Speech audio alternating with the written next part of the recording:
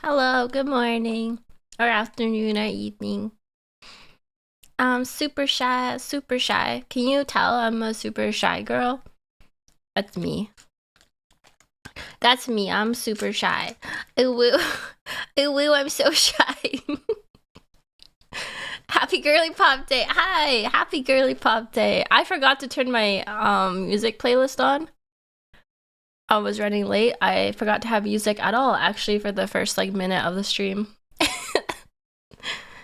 How are you feeling today? I don't know if you can hear it in my voice, but my voice is really rough today. Stim, you actually jump scared me with the music. Blasted K-pop straight into your ear holes first thing. Here's a kiss, Fluffy. Mwah. Ooh, will? It will? Are you getting worse? I don't feel worse. I feel the same. I don't know. I feel the same, but my voice is just kind of rough. I don't feel better yet. What I have, I think, is like a sinus cold, maybe. Because I don't feel super sick, but my head is all stuffy. If she feels the same, that means she's getting worse. No! X1000 here. Have a good stream start. Aw, thank you, Cracktopus, for the...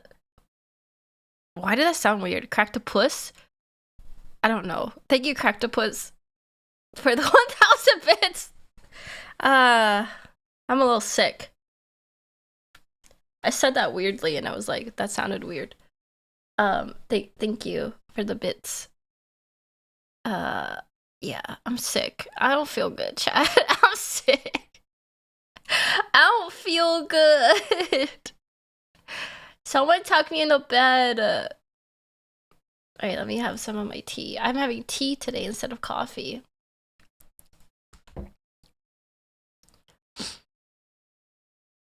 If I had a nickel every time someone said it sounded weird. Not your voice. I just said your name weird.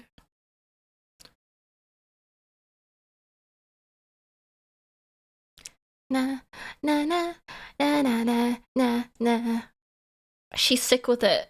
I'm sick with it. I'm down with the sickness. That's the first time anyone's ever made that joke. Forehead pats. Thank you, Zach, for the 23 months. Thank you so much.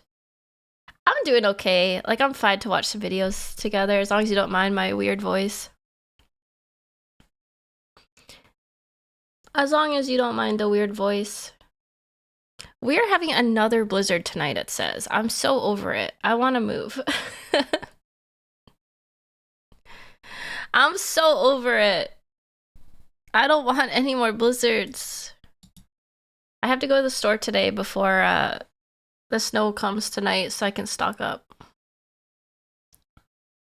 The weird voice is killing my immersion. No! My immersions! No! No! No! Fly down south? Where am I gonna go down south? What should I do? Just take a random trip by myself down south? Antarctica? That's the last place I want to be.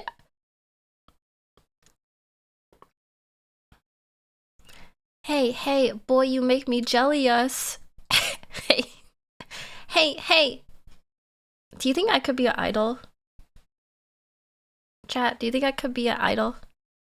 Be for real with me. Hey. You should go south. What you should do is go south. I should fly south like a bird. Hey, listen! You can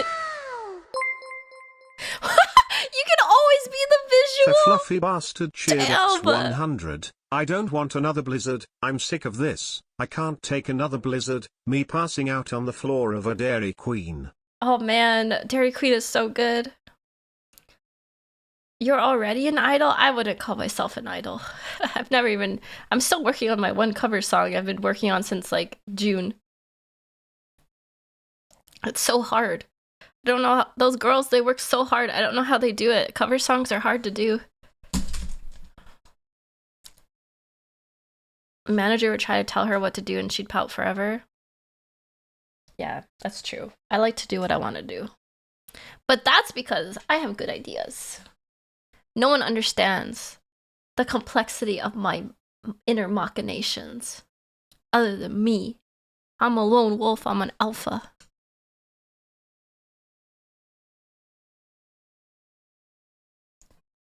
They don't understand the vision. You're so right, bestie. It's true. They don't understand the vision. My vision of being an unk and playing strategy games and learning about history and cars and guns.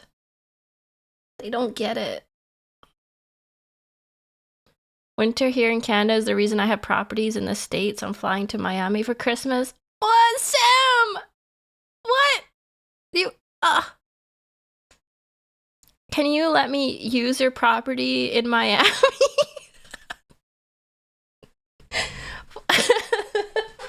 Sam! Major Sam!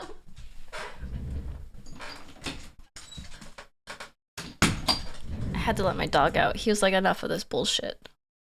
Just flexing on Stim like that. I am a snowbird. You are a snowbird. That's what we call like people who go to the States every winter. I have returned to Saskatchewan, Stim. Why didn't you warn me? It's so cold. Are you ready for the blizzard, my friend? I don't know if it's blizzarding where you are, but it's blizzarding over all of Alberta and Saskatchewan, so probably tonight. Hi, Dad. Okay, I gotta change the music now. It was fun while it lasted. It was fun while it lasted.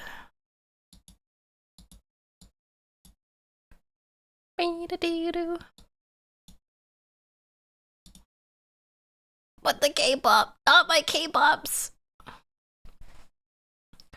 Clear sky here. Greetings from Portugal. Ah, man, I feel like a warm climate would fix me. I honestly have started thinking maybe okay, this might sound crazy. I was starting to think maybe the like bad weather and cold climate here is like contributing to my immune problems. Like, is that crazy? I feel like maybe I would be healthier in a nicer, warmer climate. I don't know. Maybe I'm just not suited for this lifestyle. I'm not hard enough to live in the prairies. 5 degrees in Michigan? That is nice for December.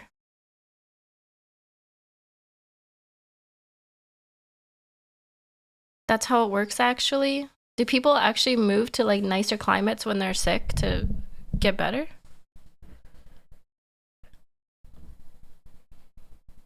Stim, I'm not suited to this lifestyle working from cozy office at home.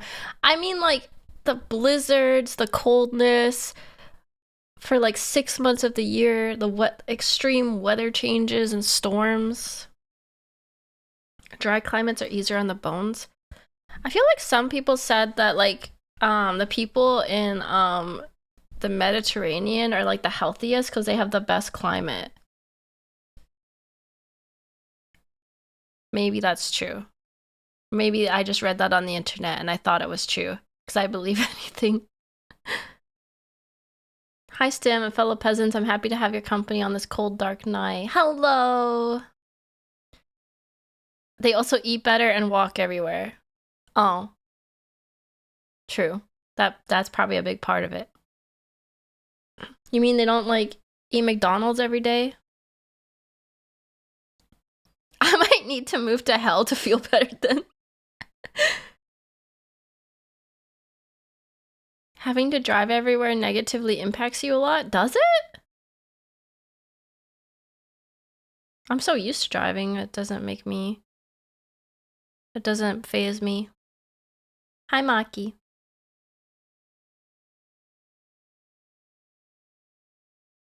Hi, Jolo. They don't microwave their coffee. Hey, I've stopped doing that since Ditterdorf's wife got me that coffee cup. I only do it sometimes when I forget to plug in my coffee cup to charge it.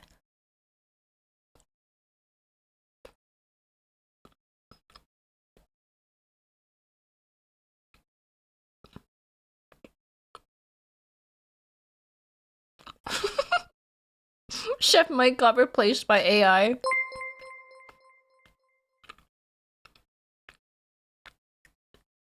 Driving so much means you never walk? Oh, true. I can't really just like walk around my city because there's no city to walk around. And there's nothing here. That's true. Oh well. Oh, 2 ooh-woos. Oh well.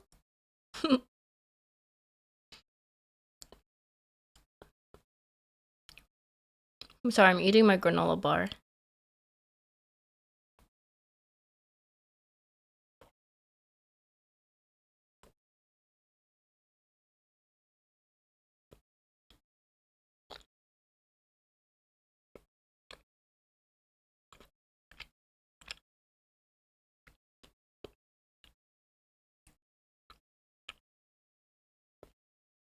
We are once again at the granola bar, huh?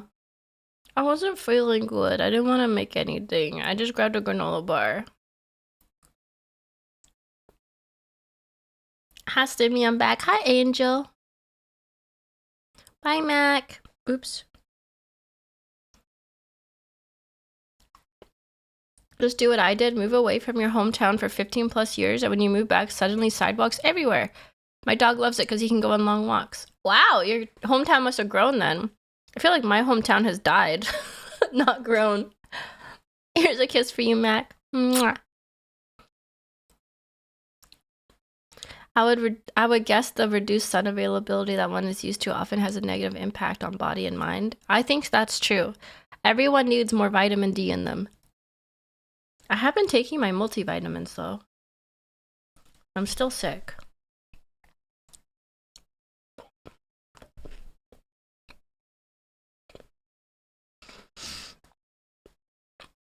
I think I have to go to the dentist. One of my teeth hurts.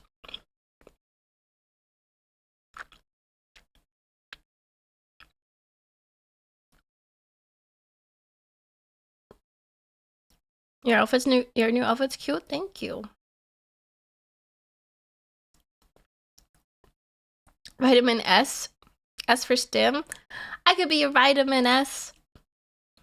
Just like syphilis. Can't get rid of me. Wait, I guess you can get rid of that if you go to the doctor, I think.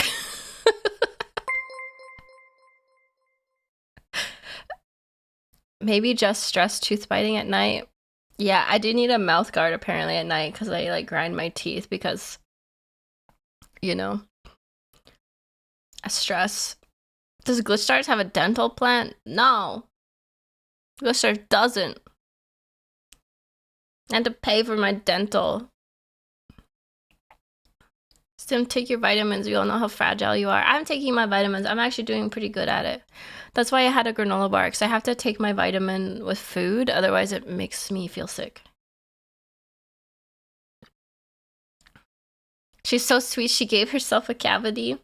Did you know that, like, cavities aren't really, like, dictated by the sweets that you eat? It's, like, a genetic thing because of, like, your saliva. And like, also it's like mouth breathers get more cavities than non-mouth breathers, I think.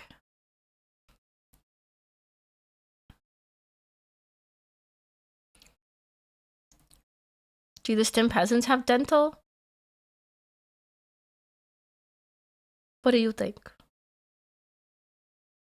You don't even have rights.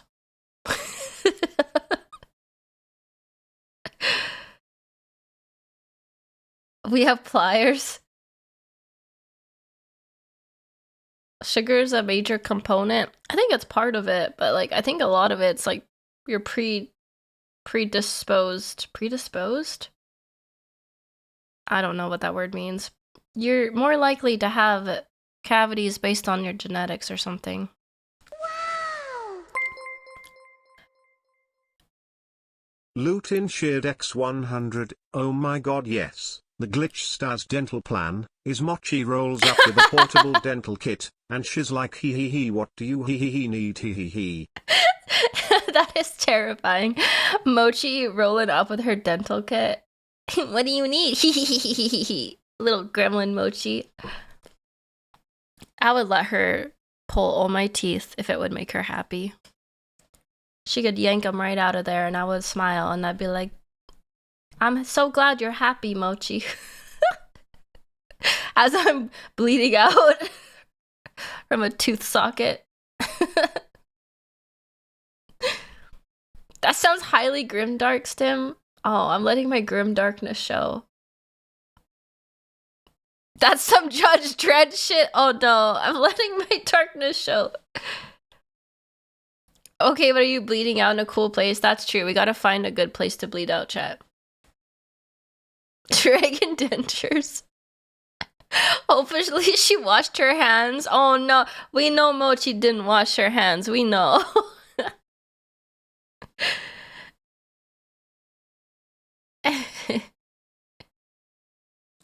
I don't want to make a dentist appointment. I had such an awful experience at the last dentist appointment when they couldn't freeze my tooth. I don't want to go back. Dude, what the fuck? What did you eat? Yeah, that's a Mochi thing. She'd be like, it smells like piss in here. Total War 40K is on the Steam wish list? Is it? It's wish listable?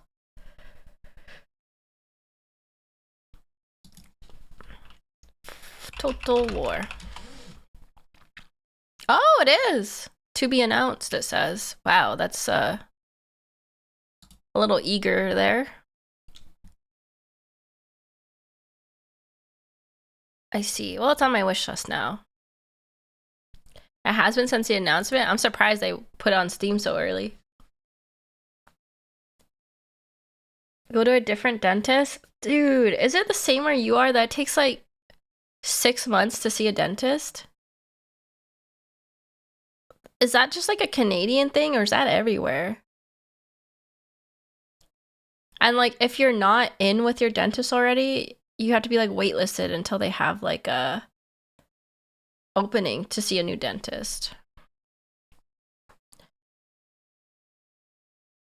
You don't have scheduled appointments? Literally, I called my dentist not long ago and they said they could see me in April. The dentist could see me in April. They said you can come in earlier and a hygienist can see you, but the dentist can see you in April. I was like, whoa, good thing I'm not dying. I mean, I'm sure they have something for emergencies, but I've heard up to a year in my area in the States.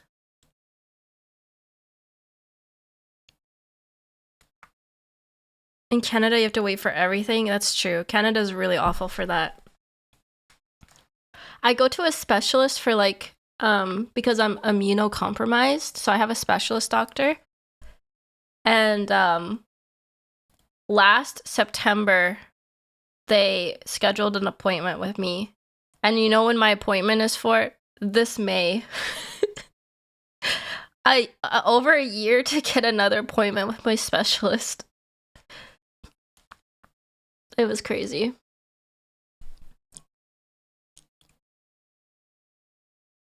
In the UK, my elderly neighbor needs a heart bypass. He's been waiting a year. It's like, what the fuck? Man. Canada has free healthcare, but you might die before you get to see a doctor. Is what we commonly say. You might also bleed out in the waiting room waiting 10 hours to see somebody. A small town makes it worse, obviously. Weird you can wishlist Total War 40K, but not Medieval 3. I think Medieval 3 is further behind in development, though. I think it sounds like they just started.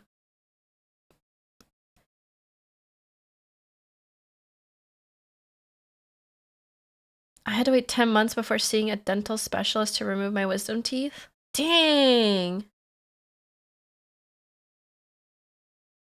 I thought that was just here where we waited for 10 hours. No, there's like so many stories in Canada where it's like so and so died waiting in the waiting room at the hospital because they just don't have like enough doctors and nurses or hospital beds. At least in like small towns in Canada. I think it's the same for the city even, but it's just like a common thing. It's so scary that's like become normal. Don't forget the expensive ambulance rides. Luckily, I've only had to been in an ambulance once, and it wasn't for me. Wow. But I heard the ambulance rides are really expensive. Lutin shared X100, literally last time I was in the accident emergency unit, where there was one guy bleeding, my kid with a raging fever drifting in out of sleep. This woman behind me on her phone like, Yasso, I don't know if I really am sick or not, my arm feels not right toe, and I don't want to wait to see the GP. Oh my god. So I'm down here to be seen. Literally crazy, people should be turned away. Yeah, they are supposed to triage and like at least my emergency triages, because I've been to emergency before when I was really sick when I had pneumonia. And I waited a long time, but I mean there was people literally like bleeding out and stuff, so I'm like, that's fine. I'm not gonna die. I just have pneumonia and I can't wait to see my doctor in 2 weeks. But that's unfortunately a lot of people have to go to emergency around here to see a doctor because it's like 2 to 4 week wait to get into a doctor otherwise. And if you're really sick, you can't wait 2 to 4 weeks to see a doctor. I don't know, it's kind of messed up. We also have super long wait times in the US. You just have to option to pay a bunch of money for boutique. We don't have private healthcare. Wait, do we? Actually, we might. Do we? Do we have private healthcare in Canada? I feel like we don't, because like in my experience, a lot of people fly to the States for private healthcare.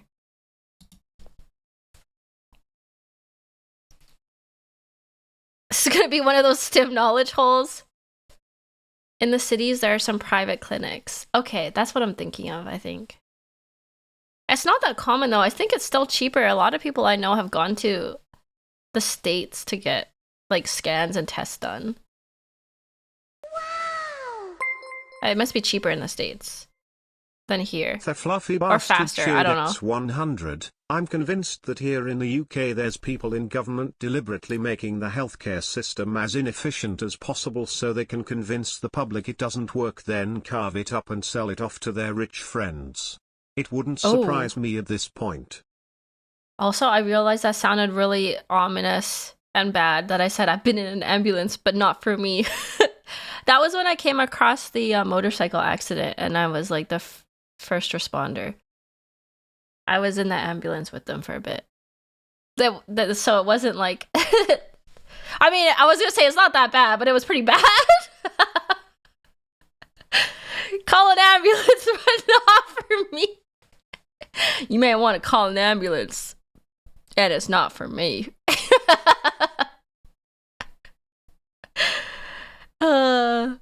Yeah, I'm built like that. I'm tough. You don't want to mess with me, chat. What shithole is Canada? If you have a health problem here in my country, you make a call to your doctor and you get an appointment at the same day. Wow, where do you live, if you don't mind me asking? Because that is where I want to be as a chronically ill person. Here, it's impossible to see a doctor. And when you do, they're like 2 hours late. And they... and they talk to you for like 10 minutes and prescribe you something and leave, and then that's it. Switzerland? Oh, I've heard Switzerland is an amazing country to live in. No, I wasn't... Okay, I said that weird. I'm not like... I wasn't like a first responder, like a EMS or anything. I was just the first to come across a motorcycle accident. Like the first person to come across it. So I did first aid and called 911. I'm not a first responder or anything. Holy crap, I could never.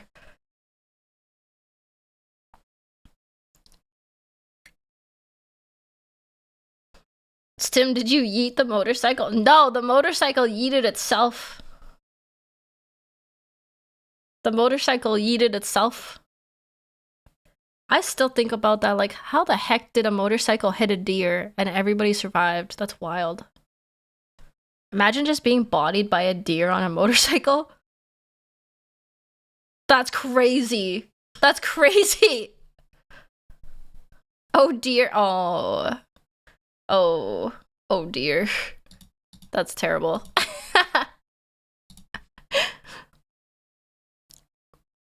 The deer was driving. No, they hit a deer. The deer was just standing in the middle of the road like, hey Carl, it's a nice night for a walk, isn't it? Let's walk down this highway. Nothing bad's gonna happen to us, surely, Carl. Carl the deer? Something bad did happen to Carl. Carl got exploded. Switzerland has twice as many doctors per 1,000 people compared to Canada. What? Why are all the doctors in Switzerland? Switzerland, stop hoarding the doctors. Share some. That's one Canadian deer. That's my Canadian impression. Aw, thank you, Luton, for the gifted subs. Thank you, thank you, thank you. You're the best. Thank you. I appreciate that. If you got a gifted sub from Luton, please say thank you in the chat. Drink in my hand. Bum bum. Chat, remember, we can't meet the StimMass sub goals without your support. I don't have a sub goal right now, do I? I don't think I do. Do I? My sub goal is I'm cute. That's everything that you're subbing for. That's it. Investing? Yes, you're investing in stim bucks. Stim bucks! Stimolians?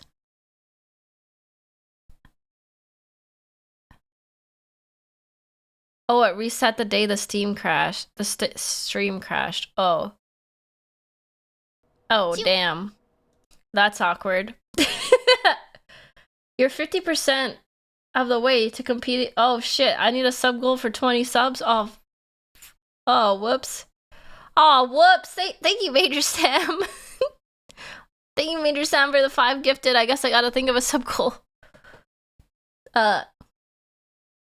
What in the...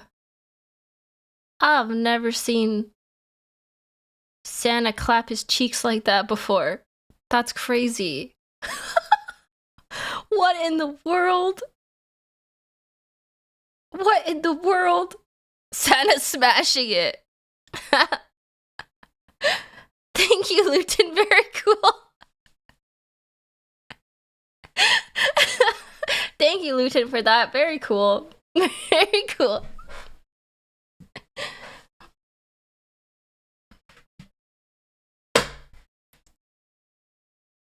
In Norway, they're both public and private. In the district, some places struggle to get doctors, often because the working conditions are bad, tough, with a lot of documentation that has to be done, which makes people quit and go to other countries. I think that's the same with Canada, actually. I think that's why we don't have a lot of doctors. It's like, it's rough out here.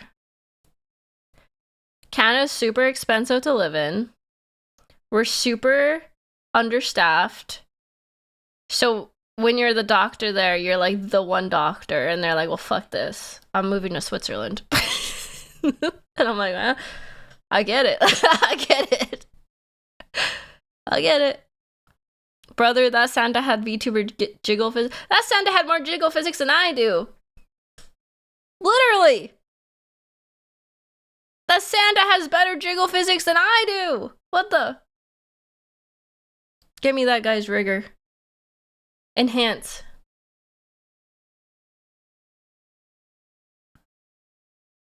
The Stim Peasant has great jiggle. Yeah, the Stim Peasant has better jiggle physics than me. But that's okay. I didn't want crazy jiggle physics.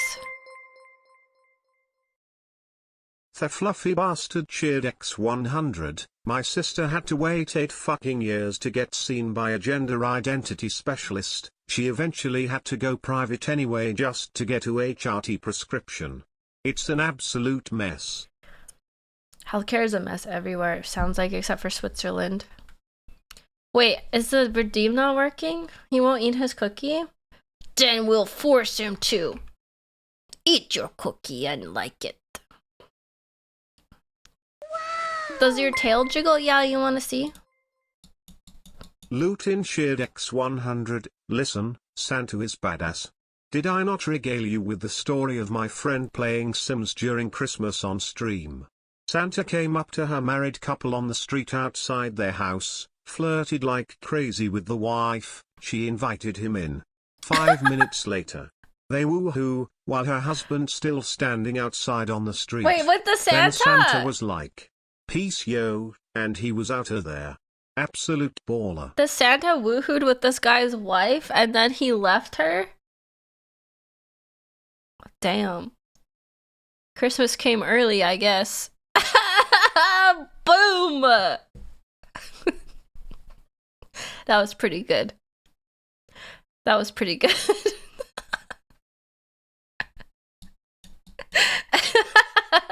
-2, that wasn't bad! It's a double entendre. That's French, you know. I know, I'm so funny. The thigh is holding on for dear life? What do you mean? What do you mean? Well, you mean the thigh squish? I never show you my outfit. It's very cute though.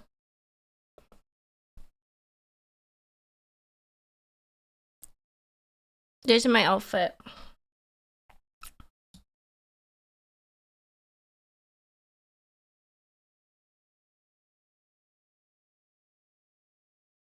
We don't always need the sheer version stem. Wait, you want the other version? You want the other version? What product do you use to make your hair stay like this? This is my messy hair.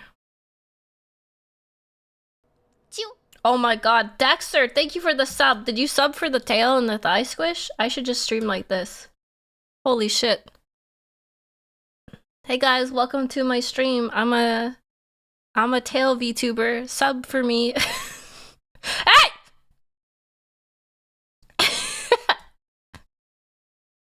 Thank you for the sub though. I'm a thigh VTuber. Yeah. Add googly eyes to the tail. That would be so funny, actually. You should do a stream. It's just the legs and tail. Yeah. Whoa, awooga, awooga, wooga, wooga. Did you know that I have fishnets on? I didn't even realize this. When I was looking at the concept art, I didn't notice that it was fishnets socks. I thought it were just normal socks. And then my model mama delivered the model to me and I was like, is that fishnets? What? They were like,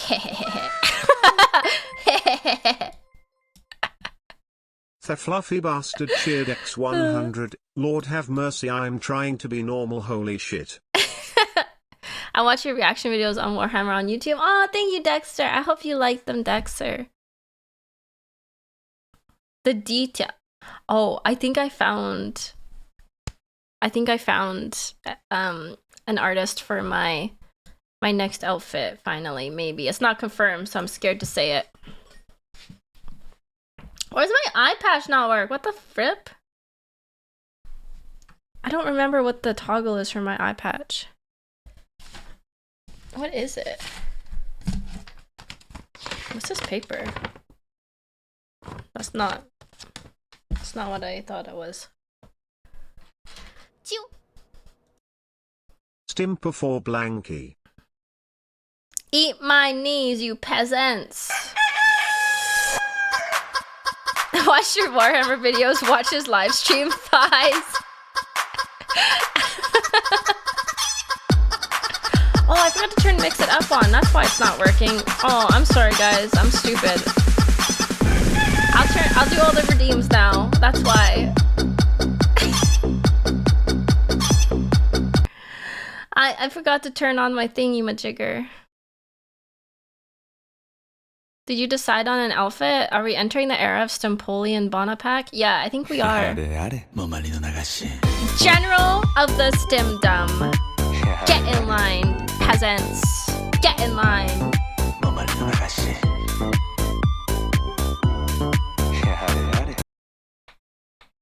When are we getting nurse stem? Maybe next year for Halloween, if my artist doesn't cancel on me again. Here's a kiss, Caston. No, it's still loading. It's still loading. 1 second. My mix it up is really slow. It's still loading. I'll do all the redeems.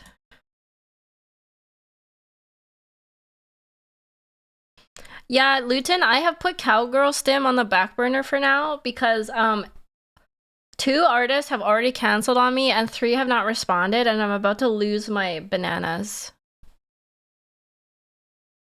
For some reason, it's like a difficult outfit for VTuber artists to do. But they seem happy to do general military-inspired costumes. So I don't know, it's so weird. There are some things that VTuber artists just don't like to do, though. Like, it's hard to find someone that does armor. It's hard to find people that do, like, just, like, Western styles, maybe? More Western-y stuff? Death Corpse of Kriegstim? No, more like, Napoleon Bonaparte stim. Like, we're going, like, historical cutie pie. Wow. Hi, Lucar. Artists hate assless chaps. Lutin shared X100. Can we run a campaign of toxic shaming and artist hate and collectively force the issue? That seems reasonable, right? No, Lutin! No revolutions. No revolts. Unacceptable. So you want to be an American war hero like Napoleon, huh? Yeah. Wait, I learned some French. Are you ready? Bonjour. Bonsoir. Bonne nuit.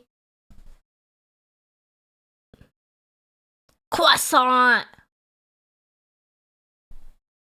Baguette. Omelette au fromage.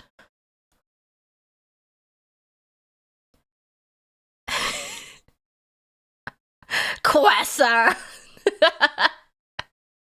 My French grandmother is turning in her baguette. Sacre bleu. Donde está el pollo grande? Doesn't that mean, like, where's the big chicken? In Spanish. Hey, I took Spanish. I know that. I know some Spanish. Does that surprise you? I took Spanish. Comment ça va? Ça va? Bien?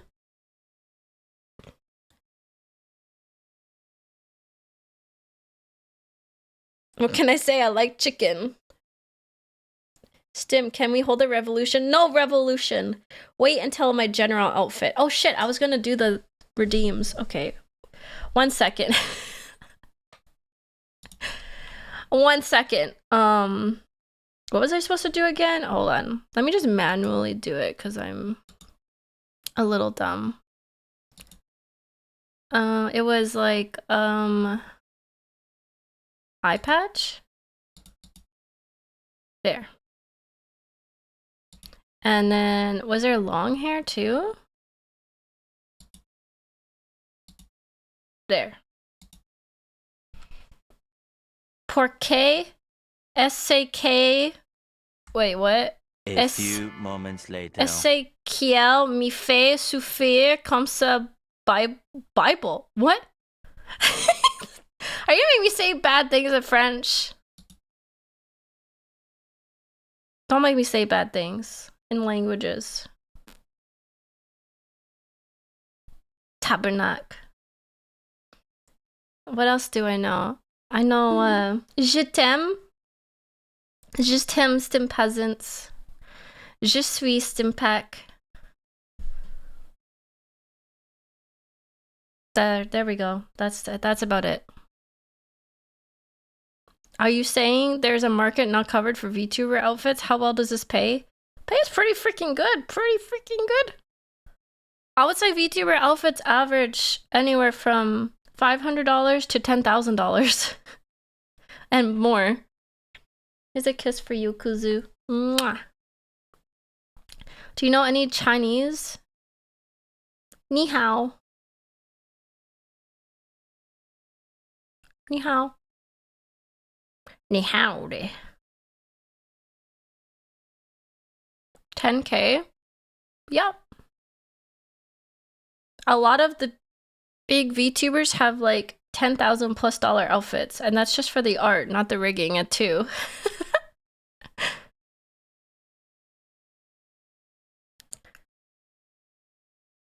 Stim-san wa kawaii dasu. That's Japanese, right?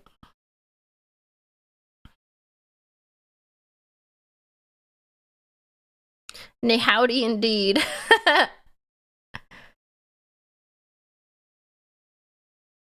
I'm sure there is an outfit out there willing to do the Western outfit, but one, I may not be able to afford them. Two, I probably just haven't found them yet.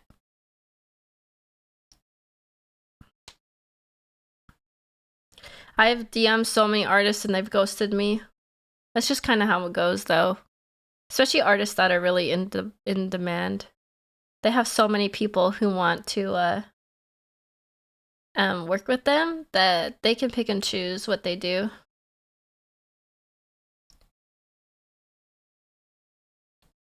I have messaged some of the artists of big VTubers that have the outfits I like, and they have not answered me yet.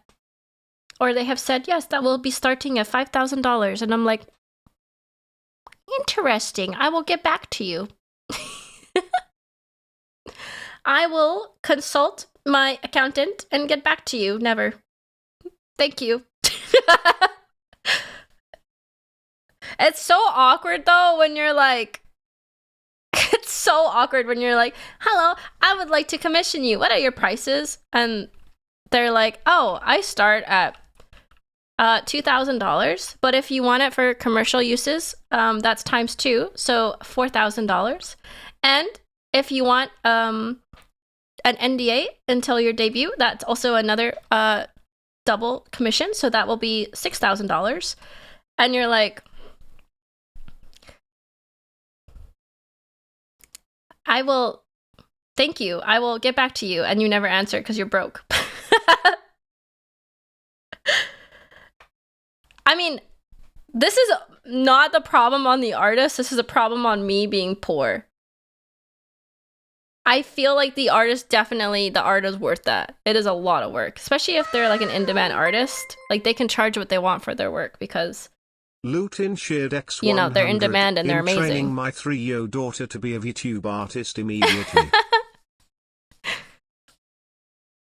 It's just like, it's not, what's the word?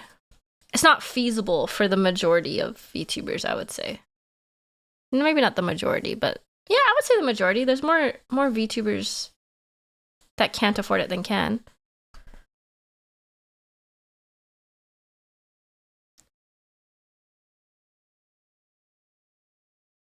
Down payment for a house or VTuber model. Basically, yeah. But the thing is, you consider it like an investment into your career. So it is worth it if you can get it.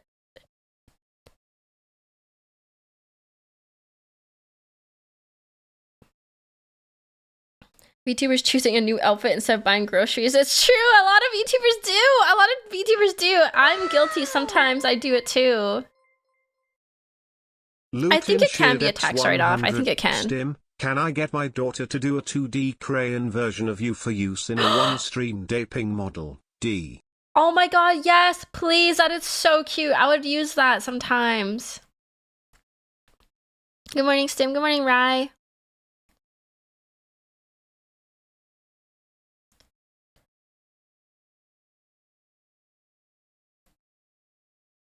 Most YouTubers want a model that's far more expensive than necessary to begin with. It's because you see all the top streamers with like super fancy models. So it feels like you have to be like that too to be popular. Even though it's not true. Like, you have to just be entertaining. It definitely helps though. It definitely helps. I'm not gonna say like having a nice model doesn't help. But you don't need it, no. But yeah, you do have to charge extra for like commercial and NDA. And I understand why, because if it's an NDA and it's not being released for like a year and the artist puts a lot of work into it, they don't get to post it like on socials, which would grow their following, which would make them lose out on job opportunities and money. So it's like you pay to like privatize it because they're missing out on like promotional opportunities of it, you know? I mean, your actual model is very good. I love my model, mama. She's amazing.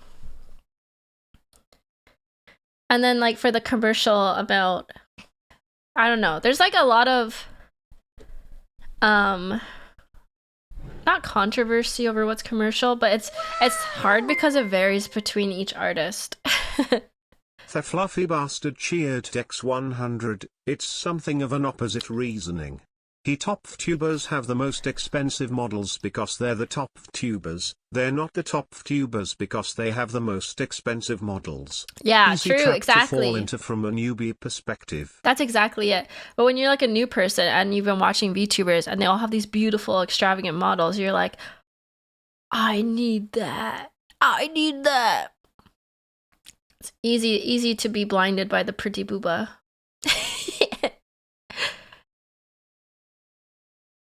But the commercial thing is like tough because like one artist will say, oh, it's only commercial if you make profit off of it, like in merch. Another artist will be like, oh, it's considered commercial if you put it on your social media because that's helping your promotion. Some other people will say, oh, it's commercial if you're a company. Some will say it's commercial if you're a VTuber. It just like kind of depends. It's up to the artist to set what commercial is. So you have to make sure you read in the terms of service.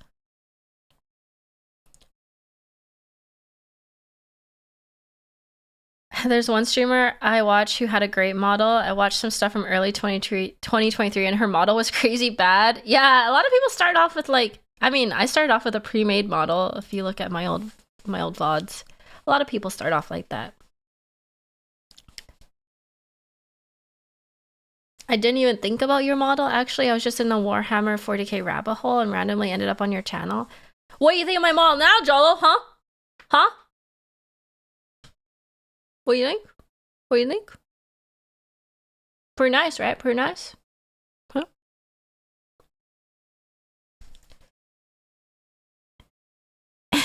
Pink? Yeah, I used to be pink.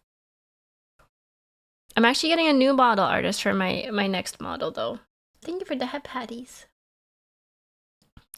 I mean, it's all right. Wow. Just all right. That tracks. I'm here for the Stim Fluffy personality and hopefully early enough to join the Stimdom Palace card. Thank you, Anarius. It's very Stim. Decide for yourself if that's a compliment. I would say that's a compliment.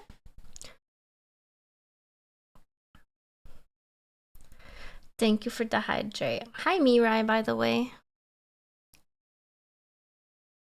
I'm the opposite. I was already into 40k, but then Sunny promoted Stim and got hooked on her model and rigging first, and her personality got me to stick around.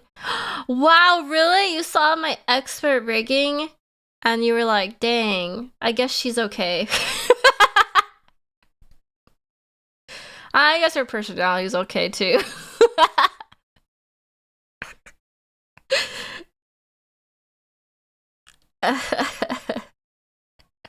That's so funny. Your YouTube reactions are top notch. Oh, we're supposed to be doing reactions today. Thank you. Do you love me for me or just my jiggle physics? Ah! Yes, I don't want to strain my voice more. Physics? I know, Ian. I'm giving you a hard time. I know. I found Stim through the glitch stars. Wow, really? You found me through the hardcore hard mode WoW collabs? Man, I wish people didn't give up on WoW. I wanted to do the dungeon so bad.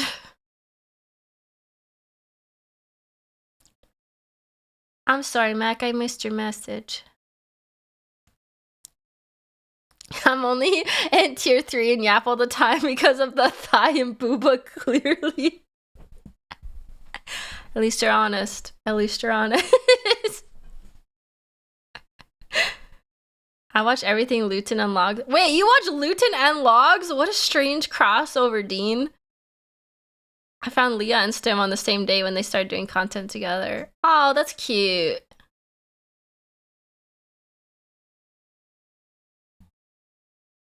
WoW has somehow become more toxic. Really? How can it become more toxic? Sorry, I'm only here for the tail physics. That's understandable.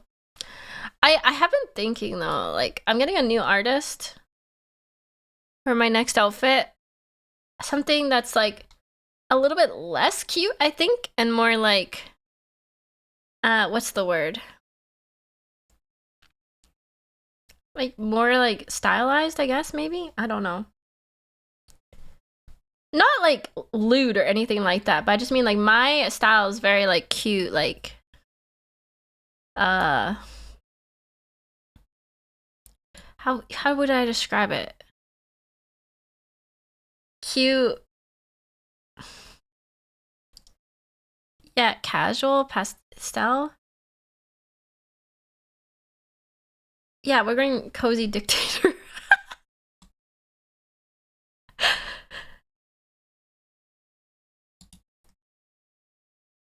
Stim, I'm so ready for painting streams. I'm getting for Xmas a Ninja Atomos. It's a camera monitor recorder, so I can keep painting in frame and direct record. Yay! Me and Luton might do painting streams together. Sorry, I totally lost my train of thought. I was saying my style is very like cute and like corporate. And I think my next model I might be a little more like just like stylized or like painterly. I don't know. We'll see. It'll still be cute, obviously, because it's me. But more. I don't know. Like I'm very casual. I might be more what's the word? Fancier? Sheesh, I can't talk. Anyways, I'm excited. We'll see how it goes. Will the tail get oh, that's why I was gonna say I might change some of my design. Like I might add stuff to my horns and tail because like they've been pretty untouched, but I might look how little I am. I'm just a little dragon. I might add more to my tail and horns, like decorations and things, or like change it a bit.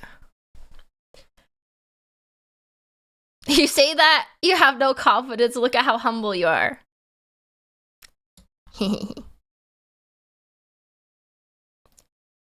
Tail armor is needed immediately. Yeah, stuff like that. That's what I'm trying to say. I might have more details. Oh my god, that's what I've been trying to say this whole time. It might be more detailed. Because my style is very like bare, like minimal, which I like, but I kind of want to do something different. I have a more detailed and like more of a concept. Thank you for the hydrates.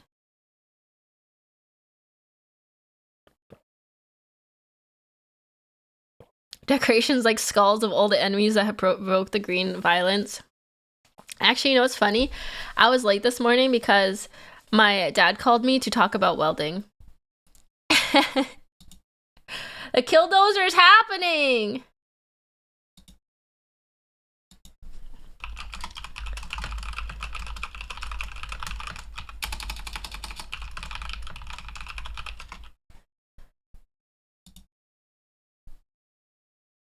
I believe you are perfect the way you are. Aw, thank you.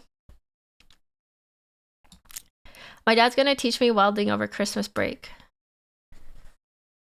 You don't need like a certificate to weld, right? Like you don't need like, you could just teach yourself, right? You don't need like, I don't know, like a ticket or something.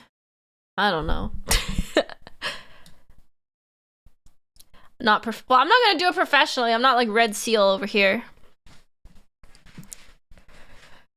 Y'all, what if I quit VTubing and became a welder? I went back to school for trades.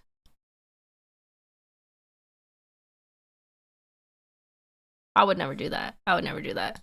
Unless I'd cry. Aww.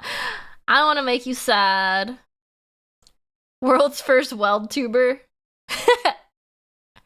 We'd all fall into collective depression. I'm sorry. I don't want you to be depressed. I'll never leave. As long as you keep streaming while welding, okay. I mean, lesbian woodcutting has a TikTok audience. Why not do both? I mean, imagine the money I could make, though. I'm barely surviving right now. If I went to weld, I could be rich. I could be a snowbird. I could buy a new house that's not broken. I could buy the Warhammers. Welding ASMR soon. Oh, we could do welding ASMR. A snowbird is a person who has a winter home and they go south for the winter because it's so freaking cold here. People make metal sculptures with good welding skills. This could be a new avenue. New side hustle. Learning to weld so I can make metal sculptures on the side. Hey, you guys want to buy my metal sculptures that I made in my garage? They're really cool, okay? My mom says they're really cool. Will you buy one?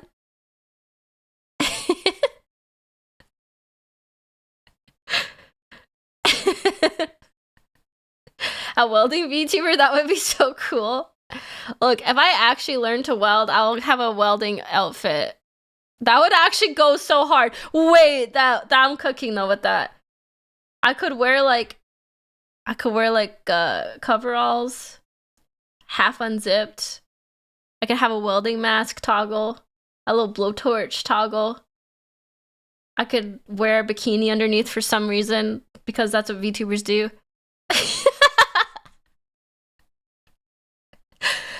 Blue collar stim, yeah.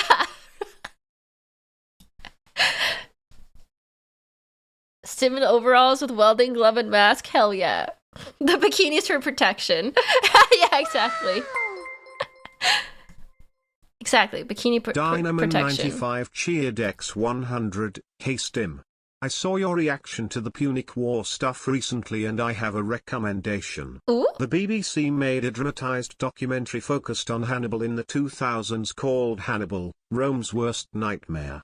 If you've ever watched Star Trek Deep Space Nine, the actor who plays Dr. Bashir, Alexander Siddig, plays Hannibal. A BBC made a dramatized documentary focused on... We should have a documentary Discord hangout. Just watch old history documentaries. Want to do that? The bikini has to be FR. Yeah, fireproof. That is one way to get a tan, welding in a bikini.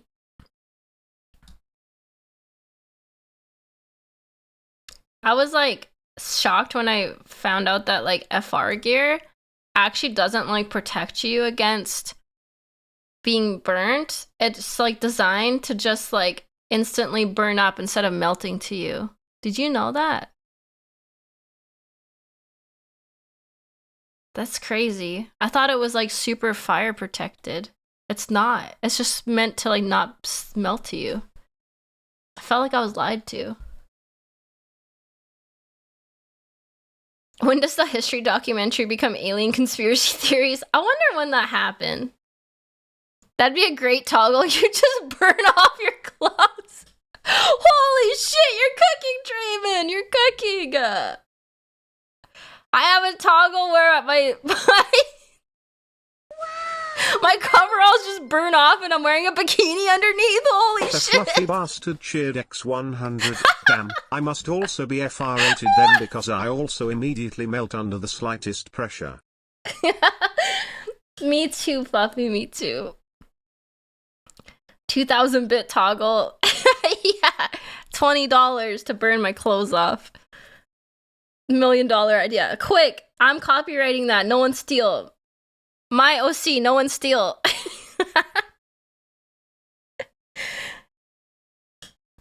Chat, remember she say so, but she has ideas like this. Okay, I've become too VTuber brained. Burn clothing toggle. No steal, please. No steal, please. Literally stealing from me though. Shh. Zach Strife 1987 cheered X100 Goblin Jam. Thank you for the biddy, Zach. Wait, let's watch. We should watch some shows. Hey.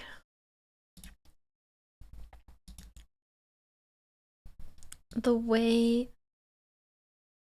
machine you're talking to. Bam, bam. So, Stim, does this mean you aren't say so now? I'm still say so. What are you talking about? What are you talking about? Huh? What are you talking about? Note to self: don't burn clothes while you're still wearing them IRL. I'm say so. I'm just more experimental. I'd say. Say so adjacent. Yeah. Trigonometry. That stuff. Trigonometry.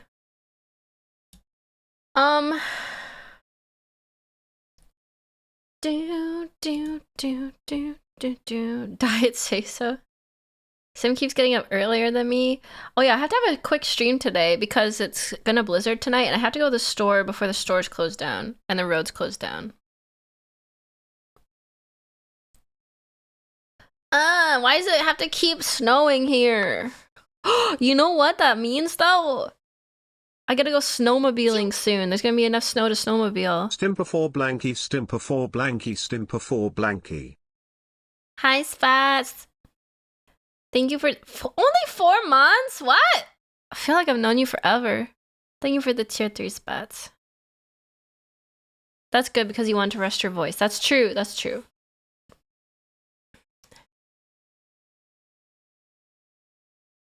We had wind last night and it made the power go out for a few hours, but no snow. That's what I'm worried about is the power going out. Because the power goes out a lot here because the ice collects on the power lines and then it gets really windy and it like knocks them over because they're so heavy from the ice. And it's supposed to get really windy soon.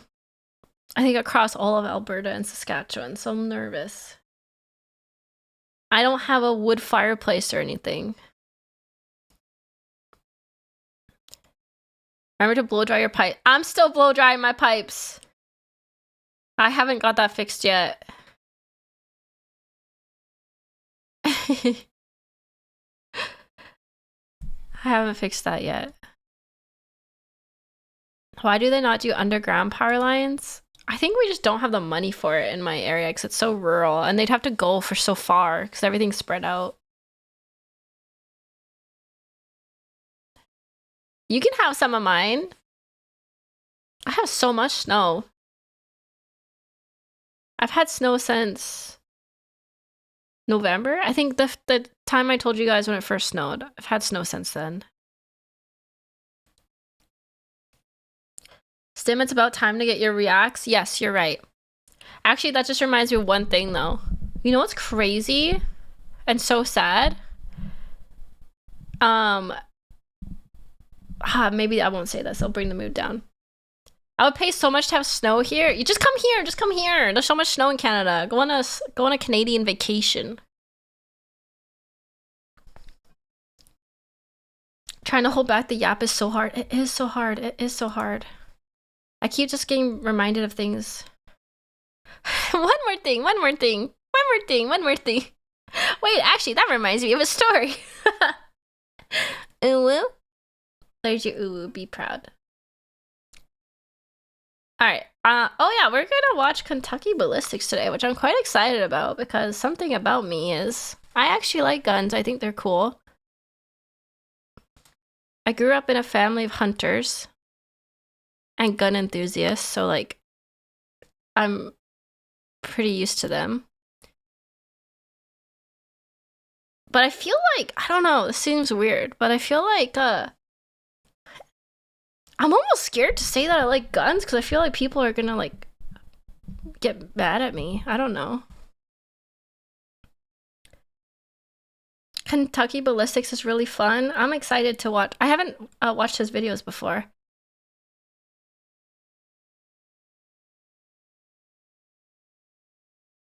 There are a few actually gun enthusiasts out there.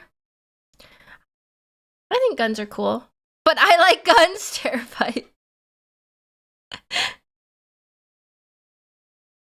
I'm below the average American, only 5 guns. What's a gun? Oh yeah, Nair, you're Canadian, aren't you? Stim and her concealed carry 50 BMG sniper rifle. My favorite kind of guns are sniper rifles. I think they look really cool. You live in the countryside? I'd be surprised if you didn't like guns. So here's the thing. It's like, I don't know. I grew up in the countryside in rural Canada, and guns are just like so normal here. It's just like normal to learn about them. Lots of people do hunting. It's like a way of life almost, especially being on a farm. You literally need guns for like protect your animals and stuff. So like, I don't know. I've always grown up. It's been very normalized. And then like when I went to like the city and stuff, people were like, you what? You held a gun? Oh my god. Are you okay? Are you traumatized? Do you have PTSD? Your family should get rid of all the guns, Stim. It's just so weird. I don't know. It's just like a different like, I don't know if it's a cultural thing or like a city versus a rural thing. I don't know.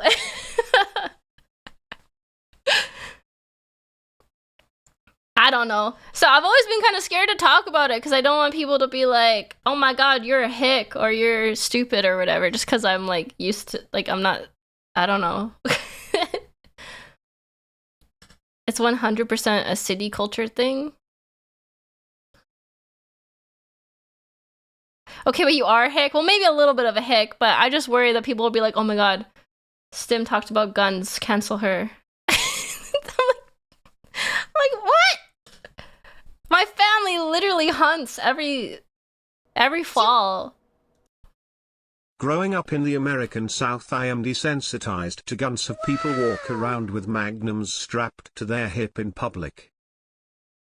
Okay, I will say though, okay, this is maybe a weird The fluffy take. bastard cheered X100, in the country, there's animals to shoot.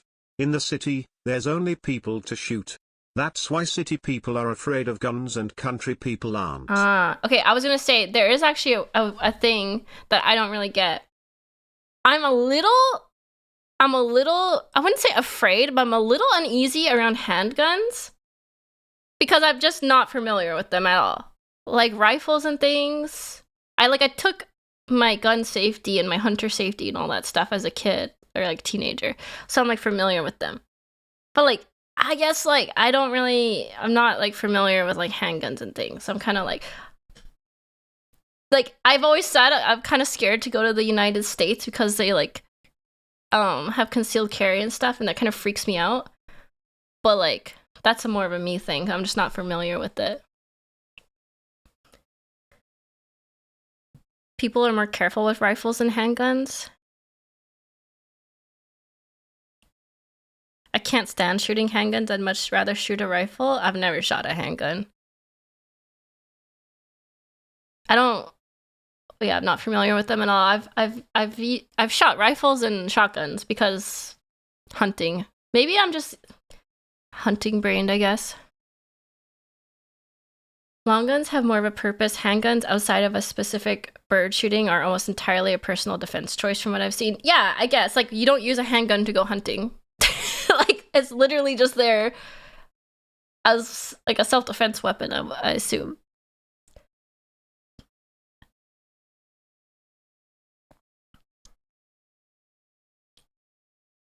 Oh yeah, we need to react. That's true. I just wanted to talk about guns a little bit before doing the gun react because I don't want people freaking out being like, oh my god.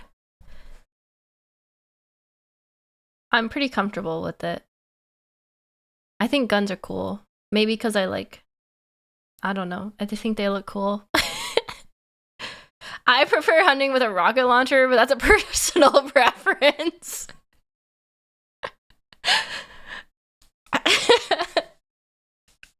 The only kind of oh my god, I'm so hick. I was gonna say the only kind of like handgun I like is revolvers. Maybe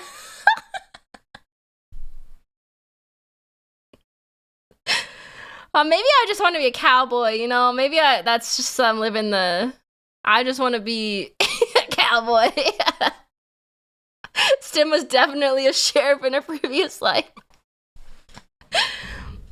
The princess with a big iron on her hip.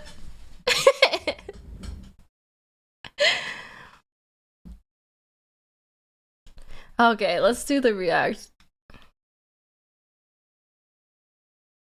Oh, I came here to see if there's anything on your Twitch channel that wasn't on YouTube, only to find you're actually live. So I'm hi Dracos. We're talking about guns.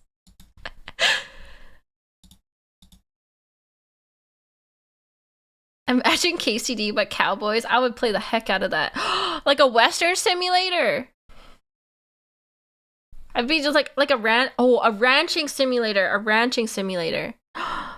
Yeah, I wanna like go out and feed my cows. That's Red Dead Redemption, more or less. Oh yeah, I never played Red Dead Redemption.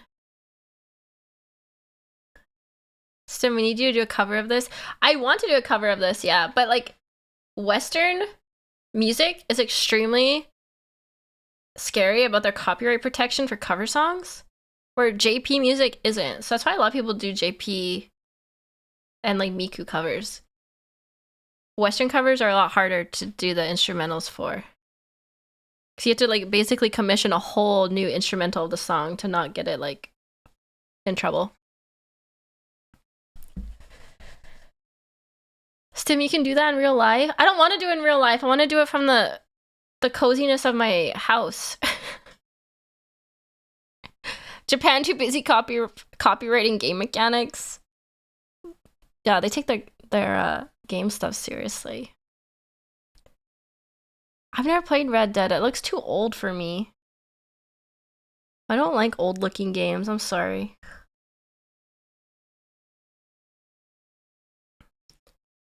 Anyways, okay, let's do the react. 2 is pretty new, is it? Oh. Let's go, girls. Maybe I was looking at the original Red Dead. Bye, Stim. Have a good day. Bye, Mac.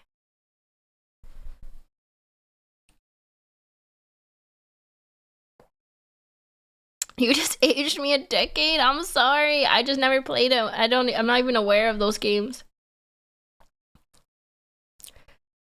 Don't cancel me, chat, please. The balls have weather mechanics. The horse balls have weather mechanics?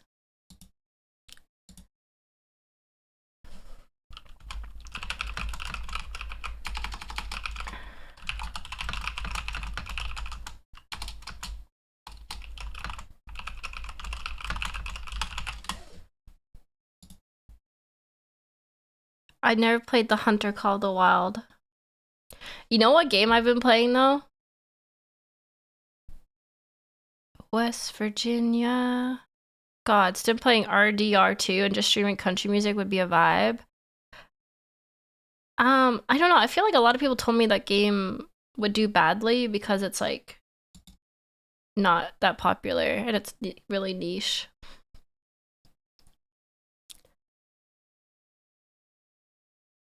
I actually would play. I smell logs, maybe. I actually would play Age of Empires. I used to play that a long time ago. I also saw someone say they're in the police academy. That's really cool.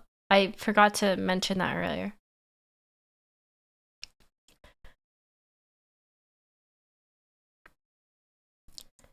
Red Dead Redemption 2 is a very story heavy and will make you cry.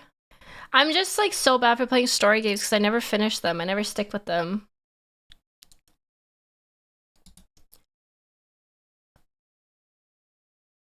All right, let's watch this. Okay, I forgot to say, we're also watching Lockpicking Lawyer.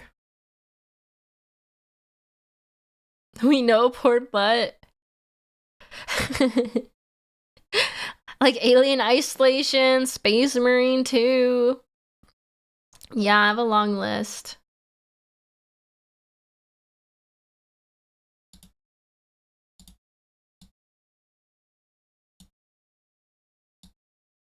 Oh, here we go. I'm back. I'm back, baby. I'm gonna go fill up my water and then we'll start to react, okay? So give me like 5 minutes to refill my water and then we'll watch. We're gonna watch Lockpicking Lawyer and Kentucky Ballistics. This one I wanted to see, can you defeat a Tyrannosaurus Rex? That seems cool. I want to see. You finished some games like Bioshock Dispatch Until Dawn. That's true. I did commit to finishing some games. That's true. I'm not hopeless. There's hope for me. There's still hope for me. Okay, I'll be right back. I'll be right back.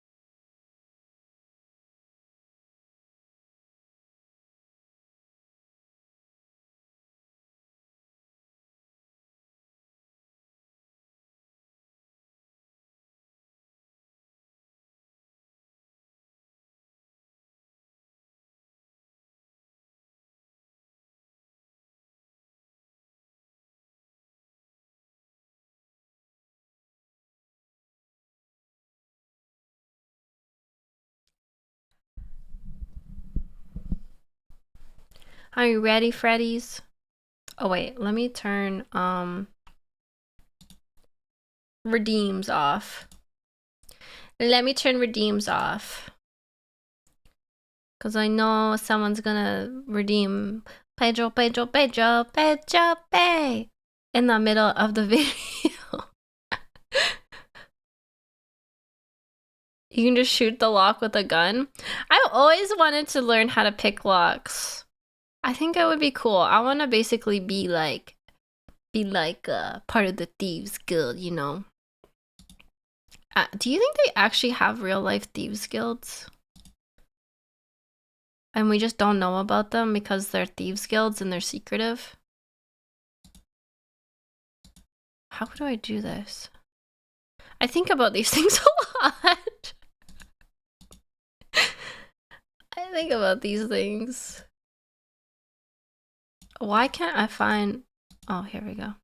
I think that's just the Oh, that's the Mafia? The Mafia? Really? Have you tried looking in the bottom of a well? Let me turn these off. Beep, boop, beep, boop, beep, boop, beep, beep.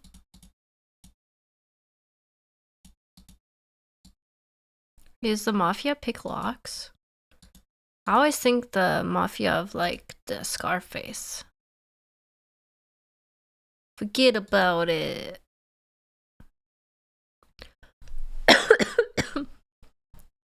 Okay.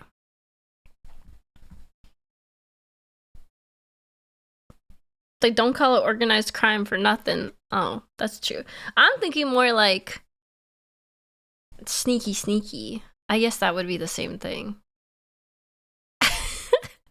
I don't endorse organized crime. I'm just, for legal reasons, I don't endorse organized crime. I just think I want to be in a video game. That's all. I want to be a video game.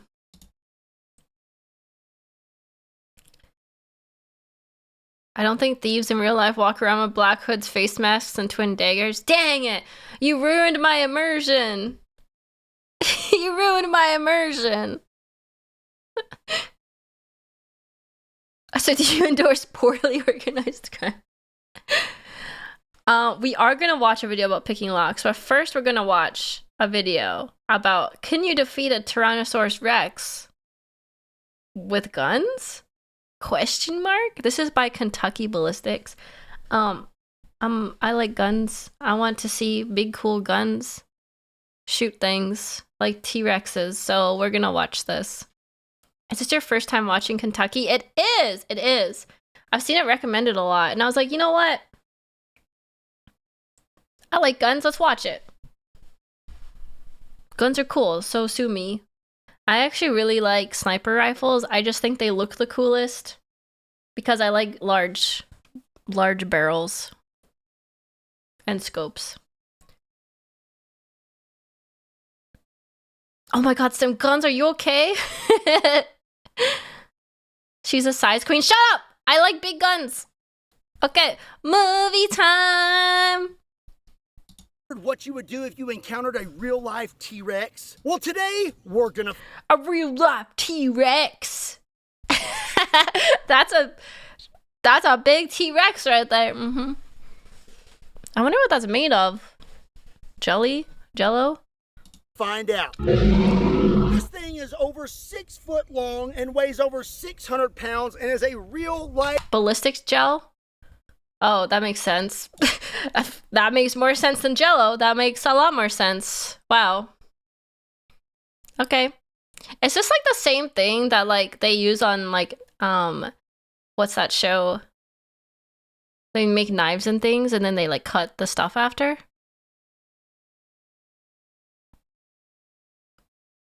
It closely mimics human flesh. Oh, I see, for like simulations. Replica of a Tyrannosaurus Rex. Forged in fire, we're gonna yeah. shoot it with the world's most powerful guns. 500 Magnum Desert Eagle, FOS 12 gauge, A square 5.77 Tyrannosaur, 700 BMG, a Holy shit, that's a four-bore big rifle, bullet. 950 JDJ. It's time to ride the lightning. I don't know some of these guns. I feel like a fake fan. What? I don't know these guns. This video sounds quiet to me. I'm gonna turn the volume up a bit.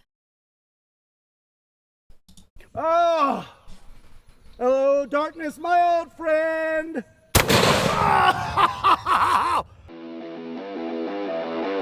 You like guns? Name every gun ever.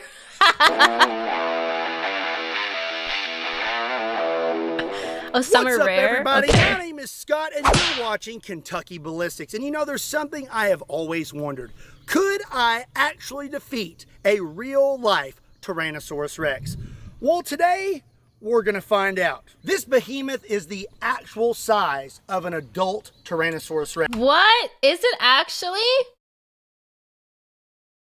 I thought it would be bigger, I'm not gonna lie. That's as big as it is? I guess that's only the top half of its jaw. I'm kind of disappointed. I thought it would be bigger. It's over 6 foot long, and this thing weighs over 600 You can't pounds. say that. Today I have several calibers to shoot this thing with. We're going to start out small and then work our way up to the world's most powerful rifle. Exactly what every guy wants to hear. I thought it would be bigger. I didn't mean it like that. Okay, I get Scott's just a big guy. Okay. I mean, compared to me, maybe it would be bigger then. And see what it would take to actually take down this prehistoric beast. But before we do, I want to introduce you to somebody. This is Chris with Ballistic Dummy Lab. Chris is the creator behind all the cool stuff we shoot on this channel, whether it be gremlins, zombies, vampires, werewolves. Oh, he makes the molds. Now you've made a T-Rex. That was quite That's cool. This has been a year in the making. About that, yeah. From Something like design, that. A year? Design up, yeah. We've been out here for several hours today. You had to hand deliver this thing. I cannot imagine what goes into making something this big, but you have filmed the process, right, and maybe putting a video up on your channel. Yeah, I'll do a BTS on YouTube and maybe some short clips on Instagram. Awesome. I just want to tell you thank you for all the cool stuff you do for the channel, and thank you for this. I am super excited to unfortunately destroy your beautiful creation. Oh my god, all that time, money, and effort, and we're gonna destroy it today. I can only imagine how much that thing costs. Yeah, but you think about how much money he probably makes in ad revenue from this video, it would probably pay for it. Actually, I don't know how many views this video has. 9 million views. Yeah, I would say this video pays more and extra for the cost of that. I want to give a quick shout out. I'm not a one-man team. I have an amazing team of people who help me out with this stuff, and give a shout out to them. Without them, this stuff wouldn't be possible. Well, you and your team do a wonderful job, and I greatly appreciate it. And all the viewers appreciate it, because if it wasn't for y'all, we wouldn't have cool videos like this. I appreciate the opportunity, man. Well, you may be Yay. wondering why we're under a canopy. It is because it is the Big hottest chicken. day of the year so far, and I don't want this guy to melt. So we're going to keep the canopy over him for a little while, and then we'll probably move the canopy back once we start shooting him with really big things. Hi, I'm Dima. excited, so let's get started. So first, we're going to use something you definitely would not want to be caught with when Eye encountering a protection. T-Rex, and that is a 20... Oh.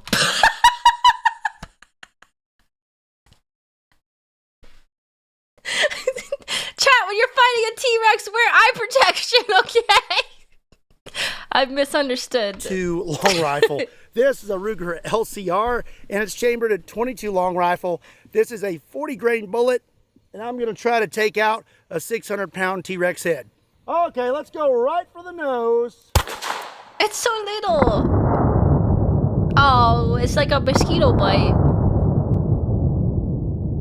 Yeah, I think he's just probably slightly irritated. He probably didn't even feel that. Now, I'm going to be completely honest. I can't even tell if I hit him. If I did hit him, it didn't do anything. And that proves my point. You need something a little bit bigger than 22. Okay, well, let's step it up to something that's a little bit bigger and the most common. Oh, that was a 22? Oh, I have a 22 rifle. That is a little bullet. Oh, I didn't do my going live tweet. Hold on, chat. Let me do my going live tweet quickly. Gosh dang it.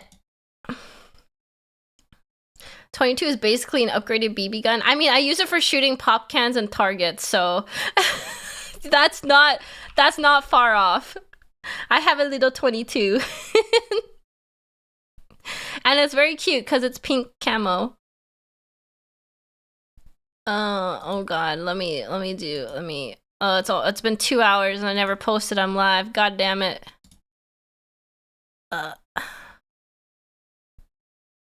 God damn it, Stim.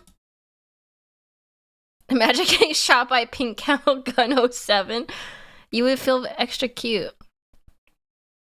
Of course it's pink. It's so cute. It's so girly.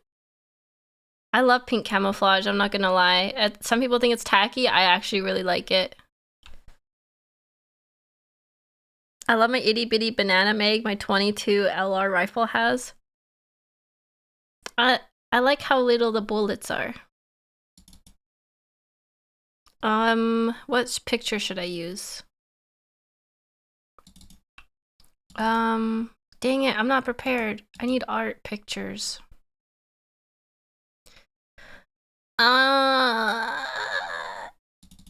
What picture? Oh, this is cute. Okay. I'm live. Dang it. This is what it's like to be a professional streamer, chat. This is what it's like to be a professional streamer. You wear ear protection. Yeah, ear protection and eye protection. I also, maybe because I'm a baby, I wear like long sleeves and pants and closed-toe shoes. Live watching Kentucky Ballistics. Not a cow print bikini. No. And lockpicking lawyer. How do you say lawyer? Lawyer? Lawyer.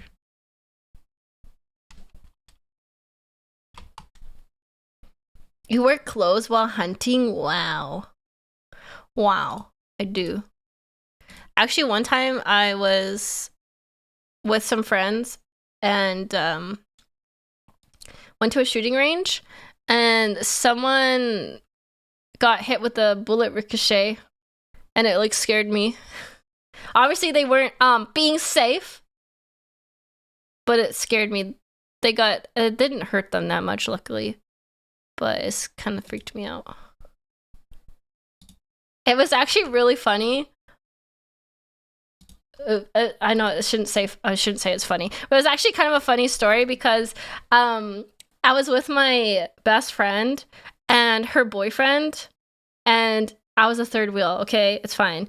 And he wanted to like kind of show off. This was like their second date. He kind of wanted to like show off, and he took her to like the shooting range, and then she got hit with the bullet ricochet, and now they're still together to this day. I'm like, wow, what a loser. He tried to impress her and she it's a crazy story, man. It's a crazy story. They're still together though, so I guess he did something right. He should pay for dinner. Love at first shot, says the third wheel. Okay, maybe I was the loser all along. Fine, maybe. Let me impress you. Shoots you. Man, this will impress her. Oh. Okay. Sorry for the quick tangent. We'll keep going. We just started the Reacts crack. Pistol caliber in the United States, 9mm. This is a Ruger RXM 9mm. This is like the most common one. With some 124 grain Hydroshock. All right, going for this. What's a Hydroshock? Is that just like a type of bullet ammo? Would you take a bullet for your loved ones, Tim? Yes. I would. Common bullet gun is somewhat rare. 9mm like common. Oh, they're hollow points. Snout again. Okay, I definitely hit it that time. But again, I don't think he cares. Where'd it go? Oh, right in his nose hole. Almost. Couldn't even see it. Here we go. Hit right there. And I can tell it went up into his nose a little He bit. booped it. But I'm guessing it just would have caused some mild sneezing. Probably nothing more. Mild sneezing. Hydroshock creates more temp wound cavity. I don't know what that means. More temp wound cavity? I don't know what that means. 9mm did absolutely nothing, but you know what I think will do something? The Lord's caliber. 45 The Lord's ACP, caliber. but not just one. We have two What? 45 ACPs. This is my Is that a double barrel?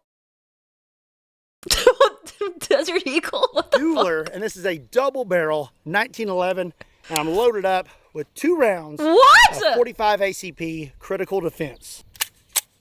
Okay, Mr. T-Rex.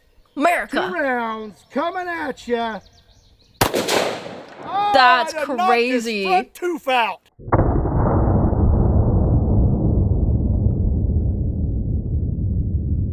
Oh, his teeth fell out.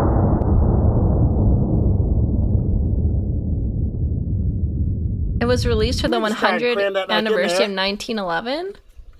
Ah, good That's as the new. sound of 45 freedom, brother. ACP did not do much to the T-Rex, so we're going to step it up to 10mm. This is a beautiful Nighthawk custom 10mm, and this thing is loaded up with some 200 grain jacketed hollow points. Okay, Hollow here points. we go. Okay. Woo!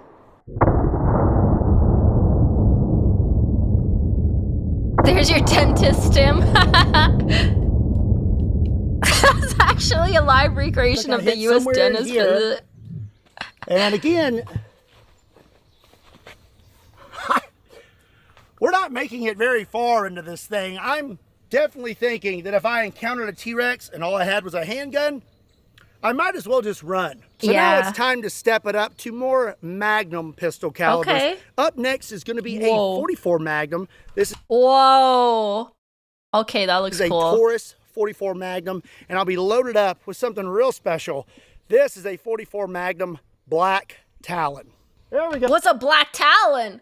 Okay, one thing I didn't expect is to learn all about ammo. I don't know the different types of bullets, I guess. So gonna go right down the snoot again. Oh! Holy! Okay. I would say he felt that one. Why is it green? Is that to show like the blood? Or like the blood effect? Oh, Nice. Yeah. Jesus.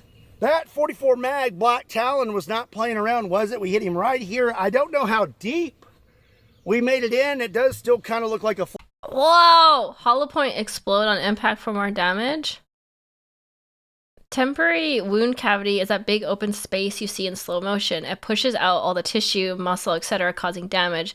But the body is pliable, so it snaps back. Bigger temporary wound cavity, more physical trauma. Oh! It makes a bigger hole when it goes in.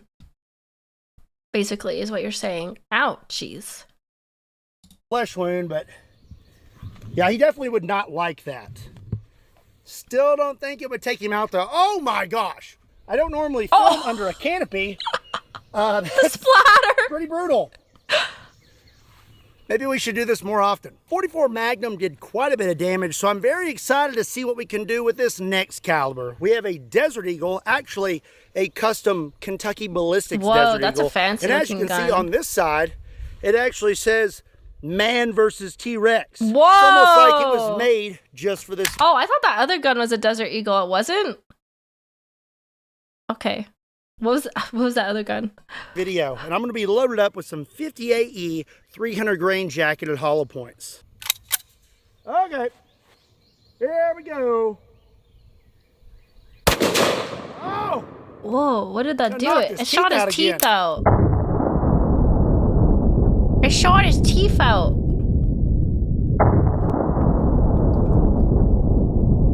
He's toothless. Oh, So I hit he's a somewhere in toothless here, dragon. but we did not have as much of a reaction as we did with the 44 Magnum. I think that's because the 44 Magnum kind of scraped upward and was not as deep into the T-Rex.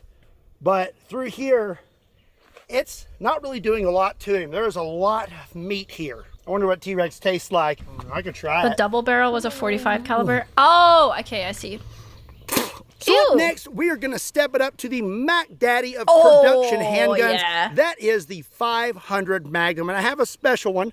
This That's is cool. Demolition Ranch's 500 Magnum that he lost to me in an arm wrestling contest.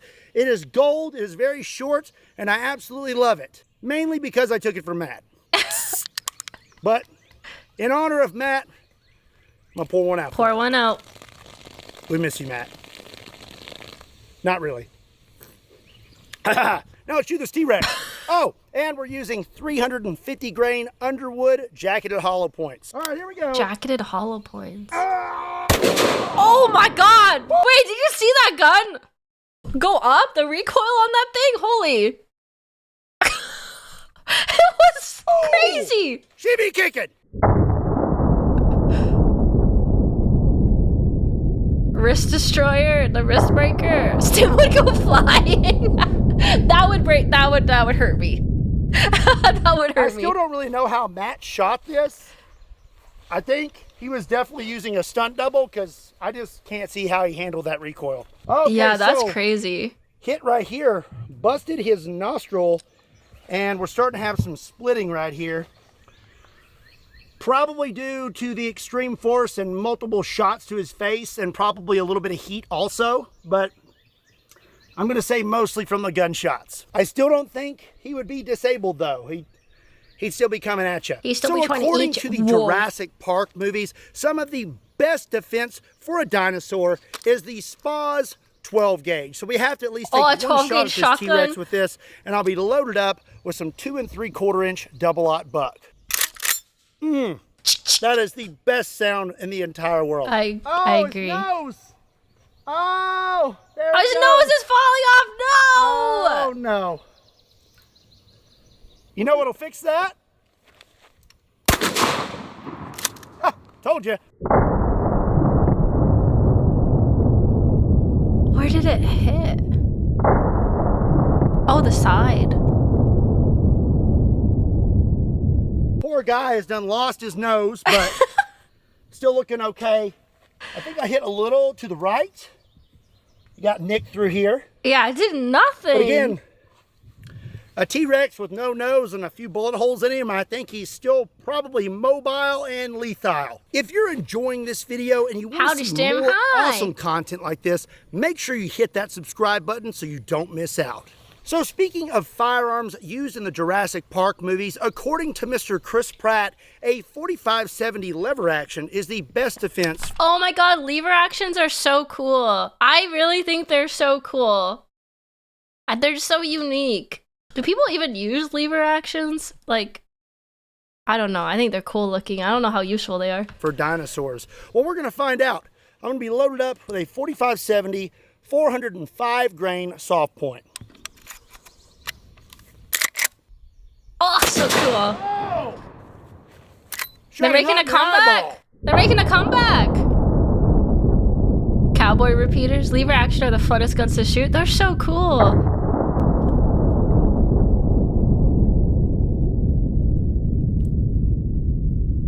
Hey, look at that Yeah.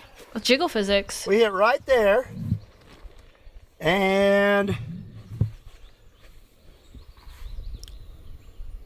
I don't see an exit hole. If it did come out the other side, no, it's right here. I'm pretty sure it's right here at the very back. Oh. Must have slipped through his cheek and then stopped before exiting. Stim, I'd go to a range with you and just shoot lever actions. It'd be so cool. That would be really fun. I still can't believe it didn't make it all the way through it though. We did not hit any bone or anything like that, and it still did not make it through. So I am starting to determine that safari rifles are probably the only answer for a Tyrannosaurus Rex. But before we move on to some really big boys, let's use one last common rifle caliber. What the fuck is that? This is 223, and because it's a T-Rex, I think we need a little bit of extra velocity. So I have a 40-inch barrel, have a 20-round mag, and I'm loaded up with 1 round 223 VMAX. Oh my god, that barrel looks crazy! What the heck? Holy! Oh! Oh shit! Wow, okay. My brother-in-law hunts deer with a lever action 30-30. Oh yeah, that makes sense. So it looks like that 223 round expanded immediately, took a pretty big chunk out of our T-Rex. But again, not doing much to him. So wait, longer barrel? Wow, my brain just stopped working. Stim EXE stopped responding. The longer barrel, the more velocity coming out. So that's why snipers have the big long barrels? So bullet go faster? And go further? Long barrel, more time for gas to speed up the bullet. Ah. we're gonna go ahead and step yes, Tim. Yay! to some of the most powerful rifles in the entire world. And if there actually were dinosaurs on this earth, I would have this one. This is an A square 577 Tyrannosaur. There was only I don't even know what a 577 is. That's huge.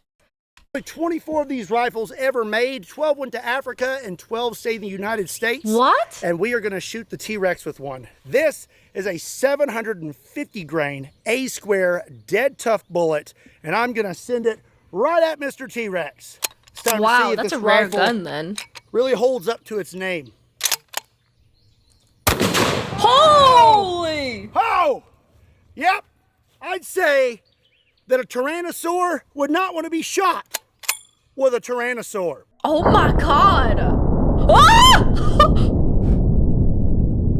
Holy shit! That's crazy! He's bringing out guns that were made for big game like rhinos and elephants. Oh my god, Stim would achieve orbit. I think he's dead. I think he's dead. As you can see here, Blew his Mr. brain T-Rex up. turned into a confetti popper. We hit him right here in the upper brow, and Oh wow, look at he that. definitely ain't feeling too good, and there's pieces of bone all over the ground. But Tis just a sadly for him, flesh wound. that is not the biggest rifle I brought today. What? It may be hard to believe that Gun pilling the princess, building the green violence lord. there are Thank you. bigger rifles out there than the 577 Tyrannosaur when it comes to hunting, but there are. This is one of the biggest, if not the biggest, bolt-action rifle for hunting that I have in my collection. This is a 700 BMG, and as you can see, What the this fuck? thing is an absolute behemoth. This bolt is so big. Oh It's my not even god. funny. Basically, 700 BMG is a 50 BMG case that takes a 70 caliber 1,000 grain bullet. Feel pretty bad for that T-Rex right now. Oh, I haven't That shot this is a one in crazy while. looking gun. Woo! There we go. This is gonna hurt me as much as it hurts That's you, gonna Mr. hurt T-Rex. him, yeah. Oh my god. Oh! Oh! Surprised I didn't dislocate his shoulder with how far that kicked back. Oh my god. I think that just kind of zipped right through him. My head hurts. Jeez. And he's a big dude. Yeah, he's a big guy. Jeez.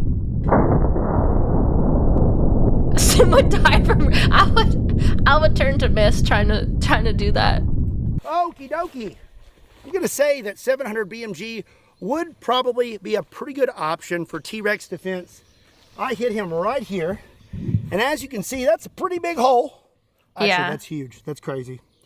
That is a big hole, and we went right through. You can see here we have some green, and I'm not really sure, but it came up the Stim back flying over the somewhere in this horizon area. after. So now it's time to get serious. I have 2 more rifles to use in today's video, and they are the most powerful safari rifles in existence. First up is going to be a 4-bore rifle. This is my Christian Firearms single shot falling block 4-bore rifle. This thing weighs over 20 pounds and produces over 200 pounds of felt recoil. It has a 1-inch diameter. 200 pounds of felt recoil? And it's 20 pounds to carry? That's crazy. That's a tank buster if I ever seen one. Wow. And it fires this. This is That's like a Coke can. 2,150 grain bullet that is 1 inch in diameter. This is designed to take down the largest animals in the world, both modern, and now we're going to find out if it can handle prehistoric animals. Okay, let's load this thing up. Your block comes down. Okay. Then you load in your round. It's basically handheld artillery. Yeah. Oh, that's crazy. it's time to ride the lightning. It's time to ride the lightning. Oh, hello, darkness, my old friend.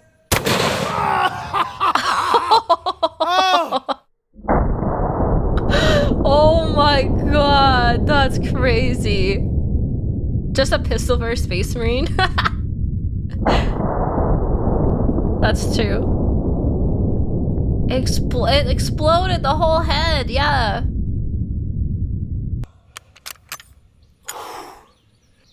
I think that hurt me more than it hurt him. If you're wondering how hot it is, I'm sweating coming off of my eyebrows. Sweating Let's have a look bullets. at the T-Rex. May you say? Pretty obvious where we hit. Right there, you can almost see into that hole. I believe we either came out right here through his brow, or it came out somewhere back here, and then we hit the. That was good. That was the good. Final rifle that we are going to shoot this Tyrannosaurus Rex with is the world's most powerful sporting rifle, the 950 JDJ. There are only 4 of these in the entire world. It weighs 50 pounds and is producing over 300 pounds of felt recoil. And this is what it fires. This is a 2,400 grain bullet moving well over 2,000 feet per second and Stim orbital launcher. producing over 30,000 foot-pounds of muzzle energy. That T-Rex ain't gonna know what hit him. What? It's gonna hurt. I'm so excited to shoot this right now. I'm just totally not stalling. Just enjoying the moment, you know? All right. Oh, here we go. Oh my god, I'm scared for him. Ah, Jesus! Oh! Oh, Lord! That's crazy!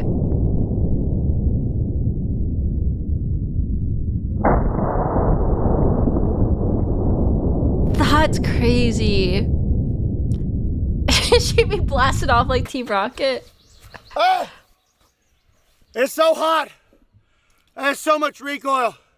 I mean, I'm fine. I like that. It was fun. I love it. I mean, yeah! America! I love it! Give me more of that, yeah! Well, the 950 JDJ is made to penetrate, and boy did it. This guy is falling apart now. I hit him right here, and as you can see, I broke his entire nose. This is broken. He's falling apart, and we went completely through him. It did go straight through like butter, yeah. It's completely cracked. Whoa! I mean, if you could find a good spot to set the 950 JDJ, I would say that would definitely be your best option if a T-Rex was on the loose. So there is still quite a bit of T-Rex left, so I'm going to use one more rifle that I really want to try out, and that is the 416 Rigby, also known as the 416 Honey Badger, because it don't care. This is a 350 grain round that is .416 in diameter, normally around 400 grains, but this is a soft point and should deliver quite a bit of energy. What's a soft point? Okay, here we go. Oh, let's give him another. Oh! Whoa! One step behind a hollow point. Oh, okay. Another. Oh! I need to watch a video on the different kinds of bullets because I have no idea what they do.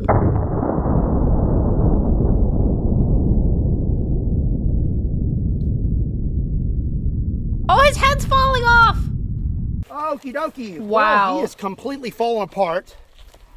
They smushed to big make a ol' bigger hole. Piece Ah, of his skull here. that I'm makes gonna sense, say yeah. That we did it. Mission accomplished. Yippee! If you do encounter a T-Rex, I mean, you're going to have to do something to get him to sit still, for one. I mean, he's definitely not just going to sit like this. But, I mean, if you could, and you had some of the world's most powerful safari rifles, you may be okay.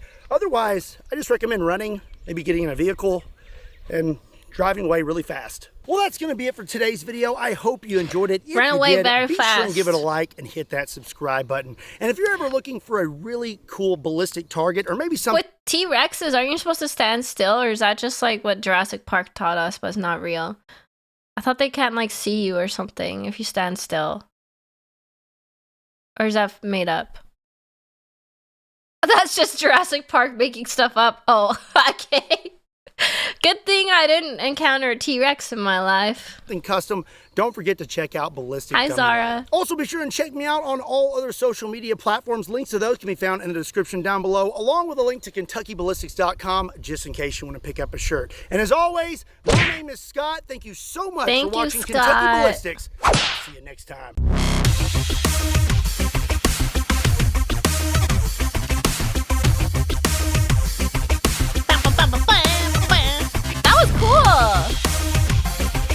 I feel like I need to watch an educational video now, though, on like the different types of bullets and like ammunition. And I don't know that stuff at all. I didn't know there were so many kinds.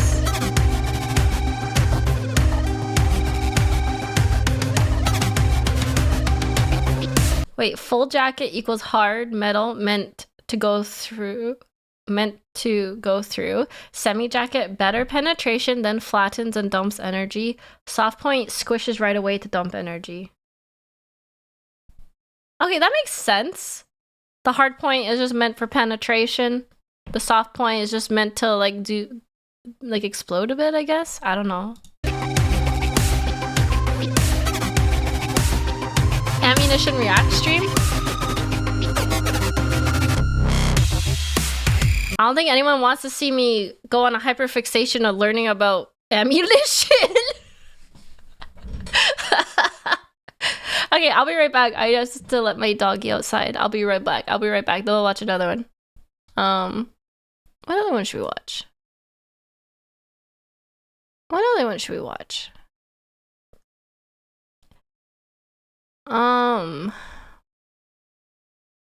Okay, I'm taking suggestions for the next video. I'll be right back though. I gotta let my doggy out.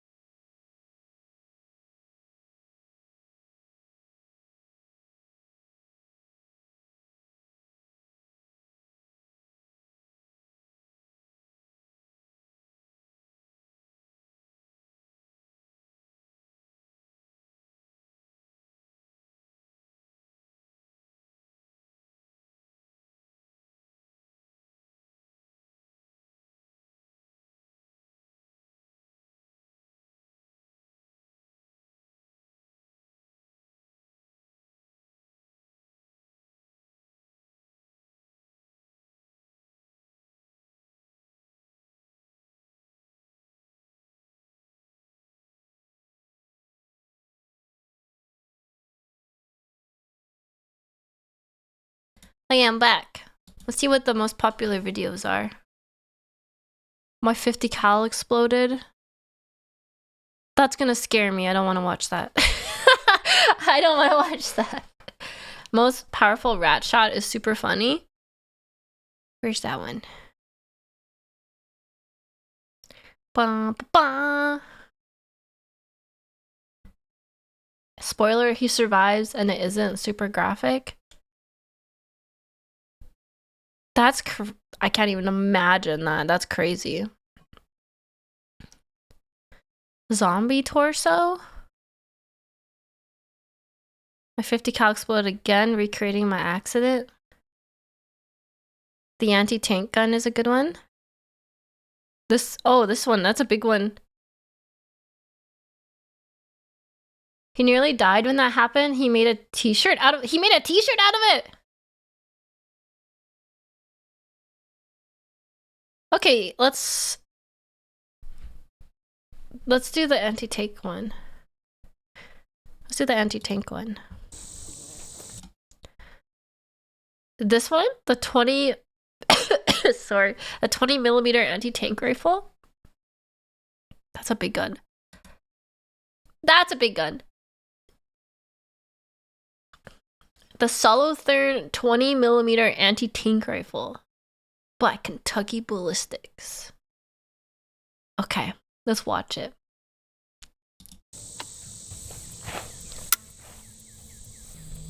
What in the world is that? Oh, Why is he wearing a wig? this is my 20 millimeter. This is more of Stim's kind of size. Shut up, chat. Anti-tank rifle. Looks pretty old. Oh yeah, it's pretty old. It was made around World War II. Oh. Yeah, seems like a great idea. How about your ammo? I'm sure you've got some fresh ammo for it, right? No, actually, I have some original ammo, and this is about 100 years old. Whoa! You know, you're not the sharpest crayon in the shed, are you? Your 15-inch neck scar isn't tingling or anything. You're not having like second thoughts. No, I don't really see a problem at all. Wait, what are you doing? I'm calling an ambulance just in advance. Hello? Are you not supposed to shoot really old ammo? Maybe it's like more unstable or something. Does ammo have a shelf life like salad dressing? Ammo lasts a long time as long as it's stored properly. Sketchy ammo is why his 50 cal exploded. Oh, I see. It tends to rust. I see. Ambulance sent to my location. Scooter, right? I don't need an ambulance. No, I don't need to know where to dig. I think you called 811. No, I need an ambulance. Right now. Big gun, big gun, big gun. What's up, everybody? My name is Scott, and you're watching Kentucky Ballistics, and I'm super excited about today's video because today I get to feed my big bore addiction. I am dedicated to bringing you the biggest guns in the world, and today I have one of the largest guns I have ever seen in my entire life. I present to you the Solotherm. Holy crap, it's way bigger than I thought it was. How? I wonder how long it is. Anti-tank rifle. So just for comparison's sake, today I brought out a Barrett M82A1. This thing has a 20-inch barrel and is chambered in 50 BMG, which is a gigantic round. But this gun, compared to the Solotherm, looks like It's a so deer rifle. cool. This thing right here weighs roughly 120 to 130 pounds. It's Oh my god, it weighs as much as me. That's crazy. Is this big enough for you, Stim? We'll see. about 7 foot long, and it's chambered in the Solotherm. Wait, did he say it's 7 feet long? Is that what he said? Holy shit, what? 20 millimeter round, which is 20 by 138 millimeters. Okay, so let me just show you what we're working with here. This is the Barrett 50 BMG mag, and that's not crazy. a small magazine. That is very large, but when it's compared to the Solotherm mag, You versus the gun he told you not to worry about. I mean, it just Wow, dwarfs it. And that's- here's your top view. Whoa! And that is a pretty big difference. So the 50 BMG mag holds 10 rounds of 50 BMG, while the Solotherm holds 8 rounds of 20 millimeter. And it is a semi-automatic rifle. Now the 50 BMG has 660 grain rounds, while the 20 by 138 millimeter is packing a 2,330 grain round. So now let me show you the 20 by 138 millimeter, Okay. 20 millimeter The round bullet sizes. compared to some rounds you may be familiar with. So, Oh here my it is compared to a 22 long rifle. Wait, what? Here, hold on. Let me move out of the way here so we can see this. What the flip? 50 BMG 700 Nitro Express. That's one of the largest Safari cartridges in the world. 338 Lapua Magnum, 30-06, 223, and 9mm. Okay, it is anti-tank. It is anti-tank. Not around firearms like, that much. Here is the 20mm compared to a Camel soup can, and here it is compared to a 12-ounce soda. And yes, it's soda. Holy shit. I didn't realize compared to a soup can how big that was actually. Not pop, not cola, soda. Ah. And if you also love Mellow Yellow as much as I do, hit that subscribe button. And if you don't like Mellow Yellow, well, you should hit that subscribe button anyways, because we got some good stuff here. I did subscribe. All right, it's finally time to shoot this thing, and I would be lying to you if I said I wasn't just a little bit so nervous, American. you know, due to past events.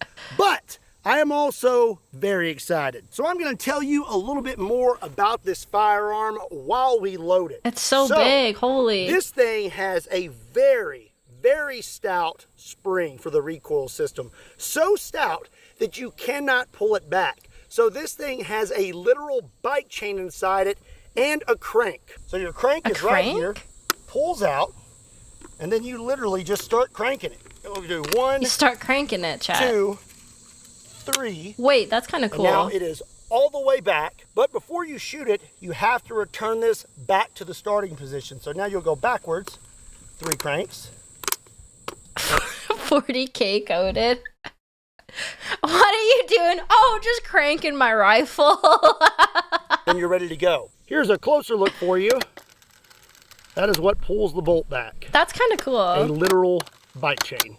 You may be thinking this thing is going to have a tremendous amount of recoil, but sadly, I don't think it's going to. Because of its weight, its muzzle brake, and it has a reciprocating barrel, it actually tames the recoil quite a bit. So that kind of makes me sad, barrel? but I still think it's going to be a blast. You have 2 options for your sights. You have iron sights, which that just flips up. And then you have a scope here on the side, and this one is actually still crystal clear. So I'm going to put the mag in now, but the barrel jumps back when it shoots. Oh, like artillery. Oh, I see. That makes sense because it's an anti-tank gun. Yeah. We're going to have a little bit of a surprise when I do. Oh. That's one of its nifty features. As soon as you put that mag in, it's going to load the first round. But after you go through your entire 8-round mag, it will lock the bolt back and automatically eject the mag. And I'm sure you may notice that the berm looks a little bit different, and that's because we had to take extra safety precautions when shooting this gun. When it comes to rounds this big, you do not want to shoot at anything angled, even dirt. You need a flat surface. So, came out here with my tractor and gave my berm a facelift. Normally I would just lay on the ground, but I am oh so sweaty, and I do not want to pick up a bunch of dirt. Did he say if he's in Texas? Wait a second. Is Kentucky in Texas? I don't know my geography. Yeah, it is. Kentucky. Kentucky's a state? Oh, what? Oh no, wait, really? Oh.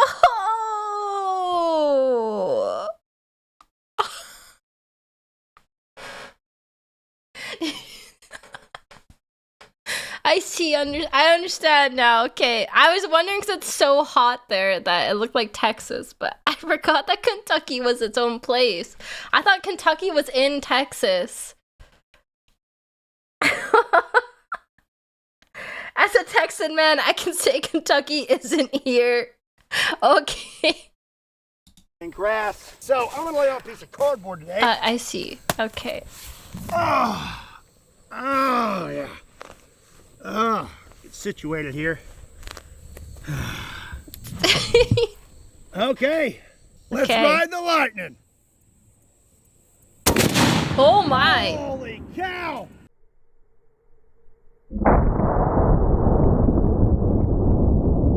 Wow. It had like a shockwave.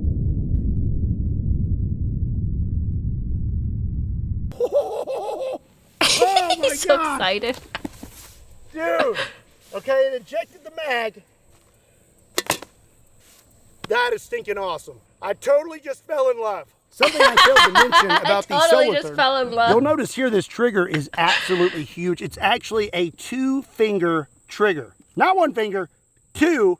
And Oh, that's a very 2-finger stout gun and right takes there. a very long time to pull it back. So that means you better have some flinch control because you have to keep those sights lined up for quite a while. All right.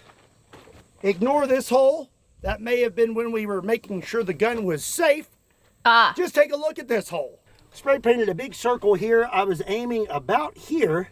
We hit right there, and I have to tell you, that looks pretty deep. That's a big old hole. I mean, I you get can't my see whole it. arm in there. Oh, so I this see it gun now. is pretty old, and from what I understand, it has not been fired much, and ammo is not exactly easy to find. So I want to know if these rounds are good enough to actually get this thing to cycle. So I have 3 rounds, and we're going to take another whack at it. Oh, okay. Now watch my fingers. You definitely don't want them anywhere near that bolt when it closes. That thing loads so fast. So fast.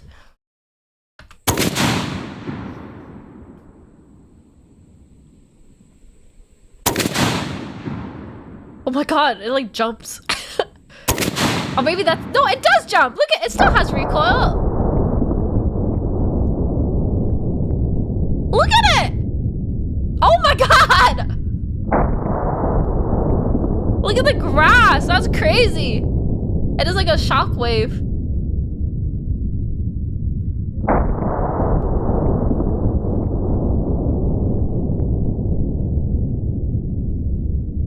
Wow.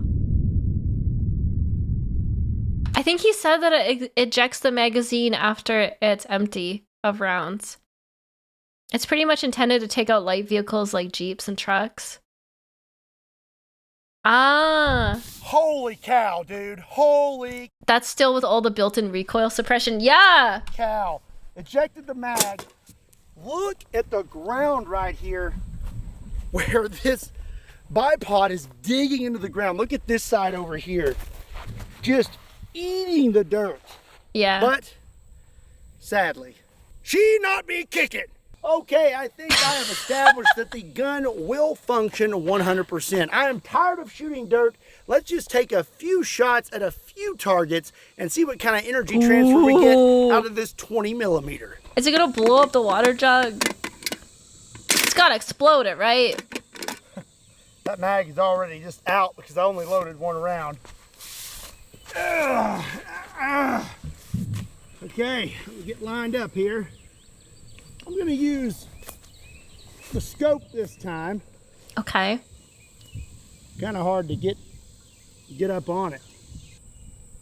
Oh, it didn't explode it.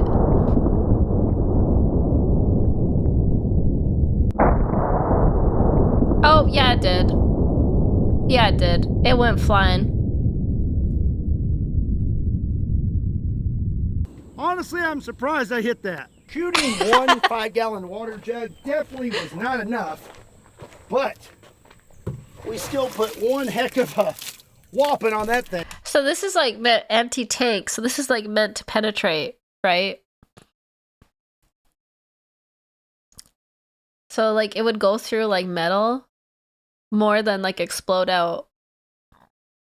It's supposed to pierce. I'm always saying that. I'm always saying that. Okay, I hit here and blew out the side.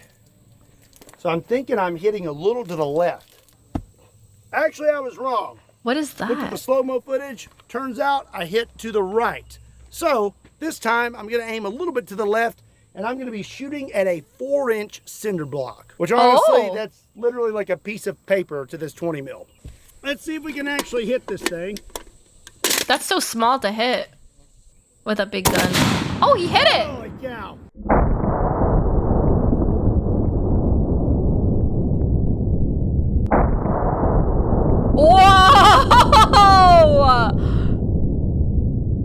Wow. That went right through. Yeah, I'd say we hit it. Also, I'd say my earplugs were not in all the way. So at this distance, it looks like... Oh my god, that would be so loud. That would be so loud. I can't even imagine. I am hitting about 5 inches to the right and a little low. So that time I aimed at the edge of the cinder block and I almost hit dead center. We pretty much turned this to gravel, no problem. Now I'm kind of curious to how much concrete we could actually make it through this thing, but that's for another day. I do have one more target for today's video though, and I'm pretty excited about it. So our last target is going to answer an age-old question. What would a 20mm anti-tank rifle do to a zombie? Oh my god, we're gonna shoot a zombie with an anti-tank rifle. Little cicada shell. Those are always fun. Yeah. Get this thing loaded up one last time. Bugs. Ah, such a big mag. Okay, let's see if my Kentucky windage is true. Oh, wow.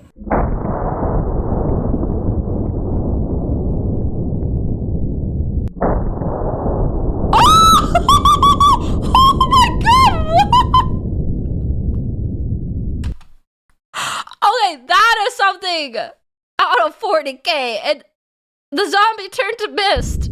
The zombie turned straight to mist. Oh my god.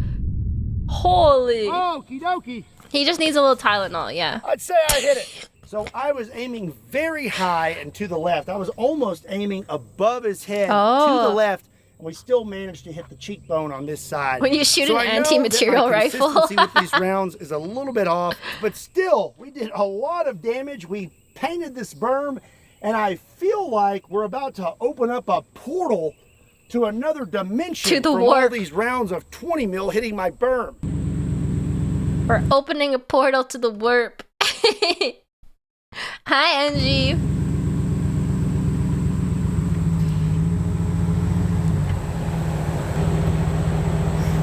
Well, that's going to be it for today's video. I hope you enjoyed it. Let me know what you thought about the 20mm Solarthon in the comment section down below. And let me know what you'd like to see me do with it next. Did you really think that you were going to get out of this video without getting destroyed? What is happening right now? Enjoy today's video, be sure and give it a like, and if you're not subscribed to Kentucky Ballistics, make sure you hit that subscribe button. What's he doing to that table? Oh, that's very satisfying. Ow! Stupid flies. Also, be sure to check me out on all other social media platforms. Links to those can be found in the description down below, along with a link to KentuckyBallistics.com, where you can pick up a shirt that is not drenched in sweat. Unless you want one. I want a Kentucky Ballistics shirt. I can be like, look what I got from Texas. I went to Texas and all I got was a Kentucky Ballistics shirt. Because I'm stupid. Or yeah, I don't know. I'll talk to Buster Brandy. And as always, my name is Scott. Thank you so much for watching Kentucky Ballistics. Yay, guns. Oh! Oh, he tied it between two trees, two things. Oh, I thought he was just gonna drag it. I didn't realize he was tearing it apart. He has a table graveyard. Oh my god. He took out the tree instead. Oh no. Yeah, that was a good video. I can't believe that gun was bigger than me. I can't believe that gun was bigger than me. That's crazy. I can. I've never seen big guns like that up close ever.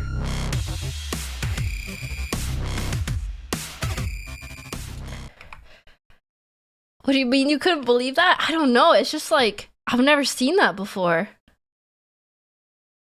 It's stim in gun form. It's bigger than me. Usually the table gets damaged when he shoots stuff that's on top of it. Nothing was on a table, so he had to improvise. Oh, I see. That's his beef. Okay, let's do, I'm 5'5.5", okay? 5'5.5". That's pretty tall. That's like average size, slightly above average size height. All right. Yes, the half has to be included. I can't believe I'm shorter than Stim. That's okay. We love short kings here, Spats. For VTuber, it is tall, right? It is tall for a VTuber. I am shorter than Maple. Yes, tree woman. I'm 6'3" and that gun was bigger than me. That's crazy. That's like, that was a 7-foot gun. Like I'm used to seeing those guns like mounted on stuff, not just like on the ground like that. Check LPL April Fool's videos. They're great fun. Lockpicking Lawyer. Okay, so I've never watched Lockpicking Lawyer, but I did watch the other guy who did the Master Lock video. I've watched his like shorts. There's a place called Kentucky. Wait, there's a place called Kentucky Town in Texas. I knew it! I knew it!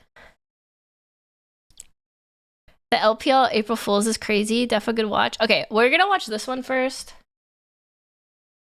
Unpickable Locks.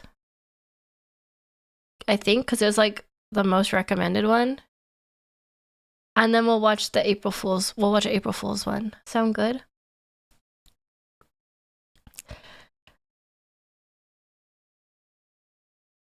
If you want a recommendation, try I Built a Whip That Crushes Bones by Milkshake. That sounds crazy.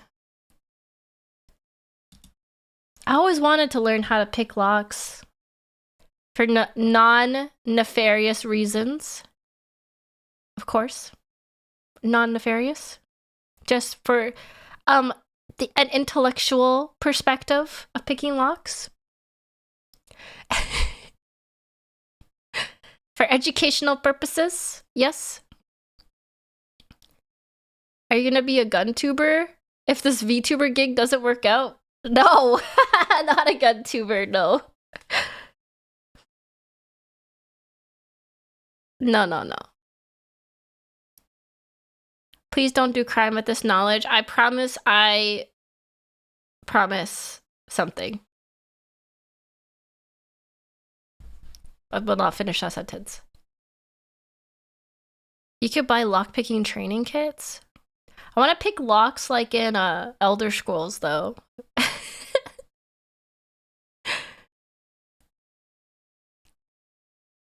Guns, lockpicking, and a killdozer. Stim is ready for whatever. I'm preparing for the zombie apocalypse. Y'all make fun of me now, but just you wait. You'll be flocking to the Stimdom Ranch when I got my killdozer up and running. You'll be like, oh my god, Stim, we should have believed you. I am like I'm preparing for a doomsday when it happens. And then you sneeze on her and it's all over. Stim's gonna end up on every list. Let me do my war crimes in peace, okay, chat? Alright, this is unpickable locks from stuff made here by Lockpicking Lawyer. We're gonna learn lockpicking maybe today. I don't know. We're not doing it for nefarious reasons, though, chat. Okay.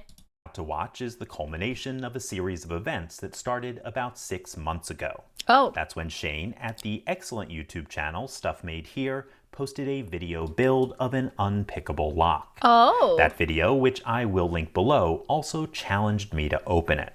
I obviously accepted because the lock is here, but Shane wanted to improve his design first. And by improve, he seems to have meant completely redesign from the...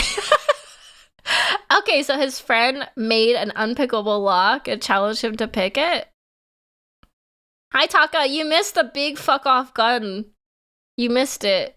The anti-tank gun. It was bigger than me. Ground up.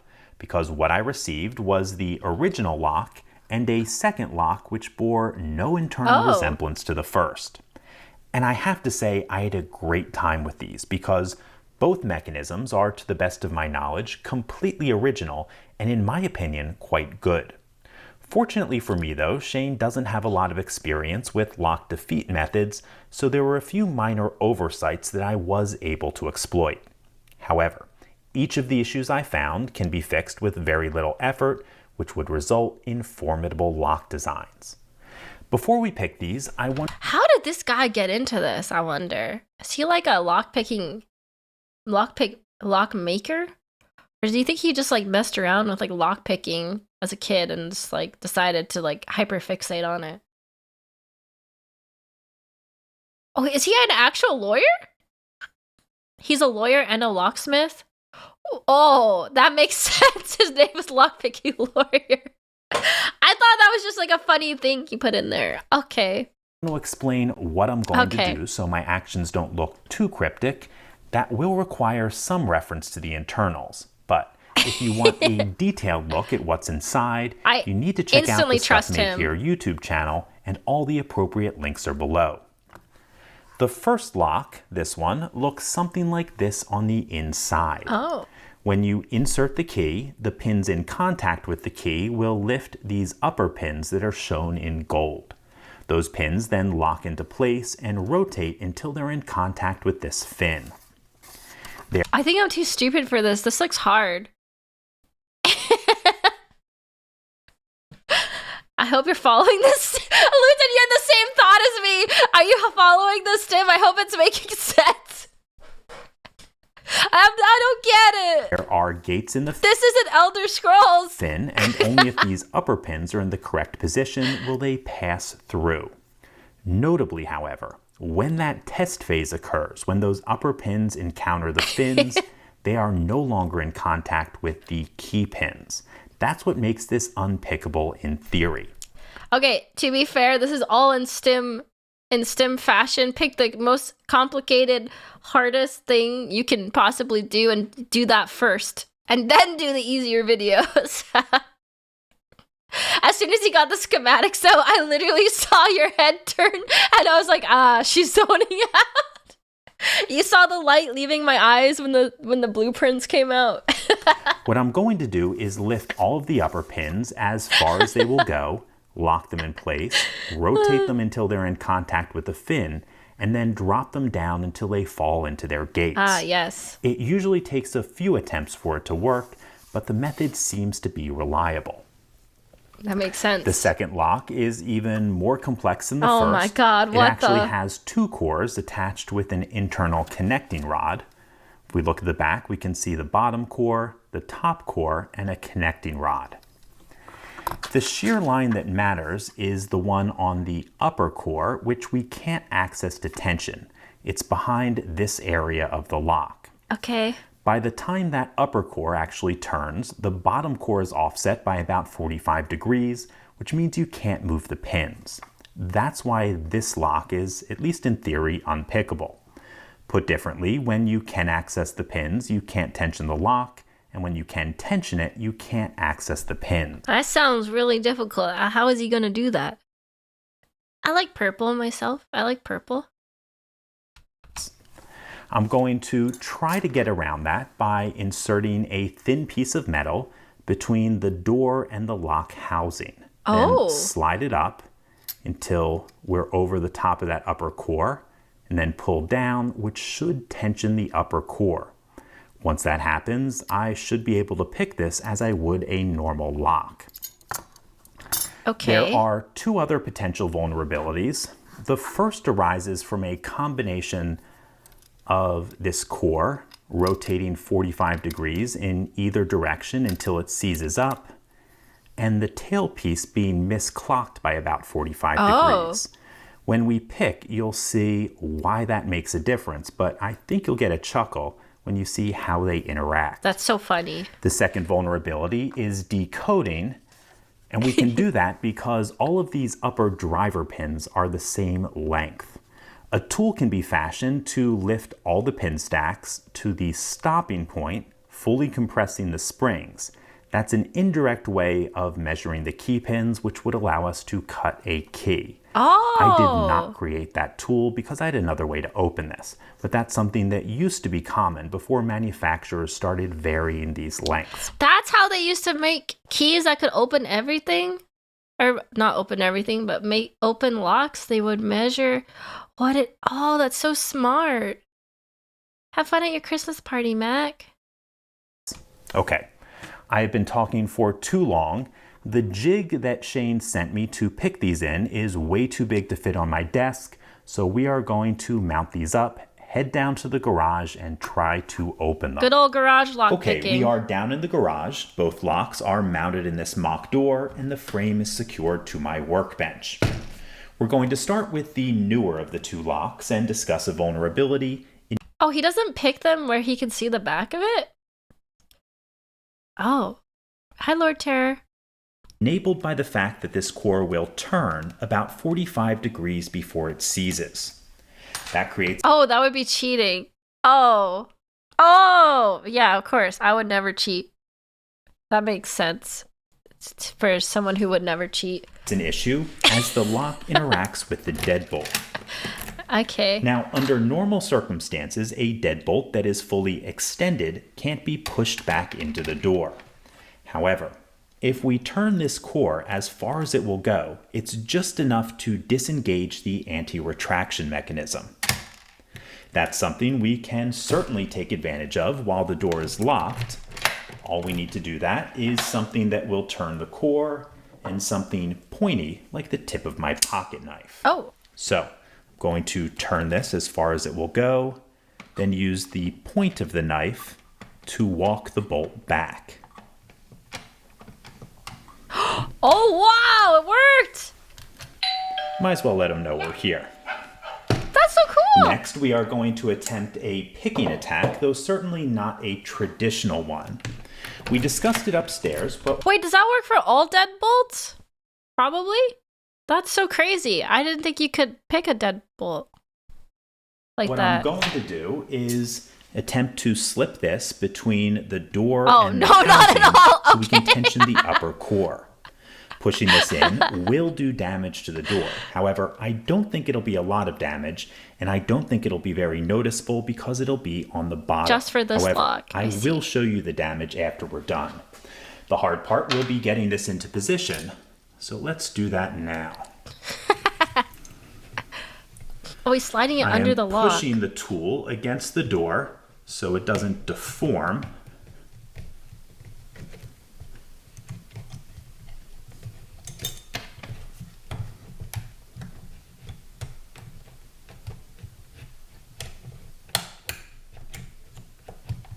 Gotta jiggle I it. might have it, but the only way to be sure is to pull on these pliers and see if the pins are binding.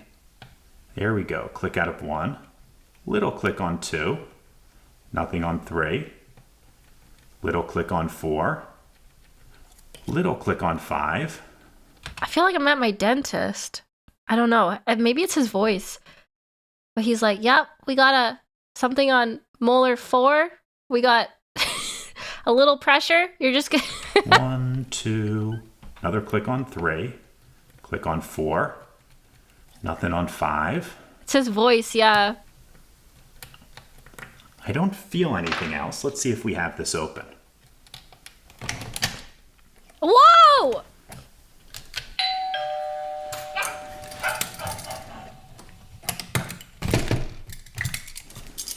Okay, now let's work on the older lock. Once again, I discussed the theory of what we're going to be doing while we were upstairs. However, it's a little bit harder in practice. First, we need to lock it.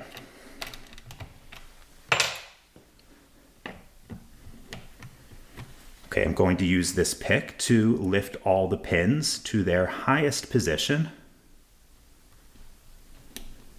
Okay.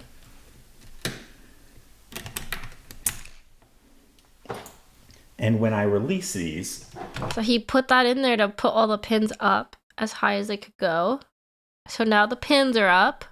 I'm going to be tapping on the housing with this mallet. What? It allows for a little bit more control as the pins come down, and it increases the chances of success from about 1 in every 10 times to 1 in every 2 or 3. Whoa, that increases a lot.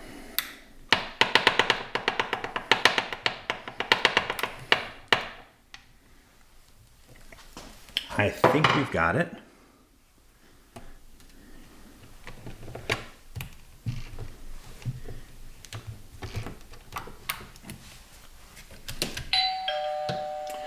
Okay, folks, let's bring all this stuff back upstairs. I will show you the damage underneath. We will sum everything up. How did that work? Okay, folks, we are back upstairs, and I'm going to briefly address how to fix each of the exploits I demonstrated. But first, let's take a look at the damage to the door. Okay. It's certainly noticeable once the lock is removed, though much of the damage is covered by the lock, and the part that isn't is probably obscured because it's underneath the bulky housing. Frankly, even if I saw that, I'd probably attribute it to sloppy installation and not to an attack. While we're looking, I would not have noticed that at all. Someone could break into my house and I would be like, did I leave the door open? Yeah, probably. That sounds like me. There's no way I'd notice a couple discolorations around the lock. Looking at the door, note that Shane welded both of the hinge pins, probably to stop me from popping the pins and declaring victory. And I've got to say, he did the right thing because I definitely would have done that. You would have cheated. Moving on to the locks, the issue with the first lock can be fixed easily by decreasing the angle of the fins so there's no slope for them to rest on. Frankly, a reverse rake would probably be advisable. With the second lock, the first exploit can be fixed with a slight modification to this moving tailpiece, reclocking that cutout by about 45 degrees. There are about a dozen ways to fix the picking exploit and deny access to the back of the lock, but when I told Shane about it, he precision machined a back cover. Oh, wow. Which is probably the most expensive solution, but certainly one that works. So, I hope you all enjoyed this. Shane, excellent work on these locks, and thank you so much for sending them my way. To everyone else, that's all I have for you today. If you do have any questions or comments about this, please put them below. If you like this video and would like to see more like it, please subscribe. And as always, have a nice day. Thank you. Okay. I have no idea what the hell just happened. That was like magic. I probably should not have started to learn about lockpicking with the most unpickable, unbreakable lock ever. That was my bad. That was my bad. I thought it would be easy for some reason. I was like, how hard can this be? I'm getting the mallet. If you check out some of his more basic locks, you can get an idea of how to start. In my opinion, Skyrim picking is really bad simulation of what lock picking is like. Yeah. Equivalent of starting a physics degree with quantum. Yeah, how hard could it be? How hard could it be? Stim, I sent you some of his best videos. Did you? Let me see. Did you send me? Oh, April Fools. Getting in my ex-girlfriend's back door. Is this safe for Twitch? Okay, I'll watch it. I'll watch it. Sorry, I'm stupid. Okay, let's watch it. This is Getting in my ex-girlfriend's back door. Okay. Let's watch this one. Thank you, Fel, for the recommendation. April Fool's video by Lockpicking Lawyer. Let's see. the Lockpicking Lawyer, and on this channel I've demonstrated how to penetrate some of the most secure equipment out there, usually using some very simple tools. But it's almost always done right here on my desk. It's a controlled environment that might not be equivalent to field conditions. Right. So today I'm taking you on the road with me. You see, I just got a call from my ex-girlfriend who's having a problem. Her new boyfriend is apparently having trouble getting in her back door. It's really tight, and she told him to stop trying. Oh my god.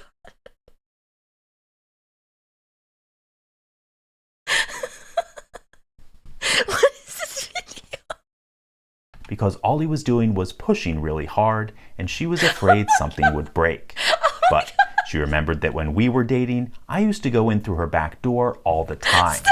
This is a picture of her back door. She just sent it to me, and I don't see any reason why this should be a problem. Frankly, it looks looser than it was back when we were dating. So, while her boyfriend's at work, she asked me to come over and see if I could help loosen things up.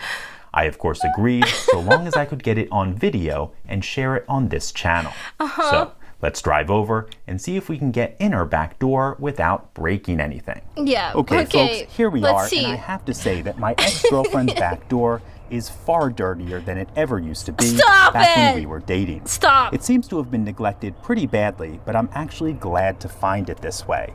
So you can see why I always keep baby wipes handy whenever I do anything like this. So let's get one out and wipe all of this brown residue away.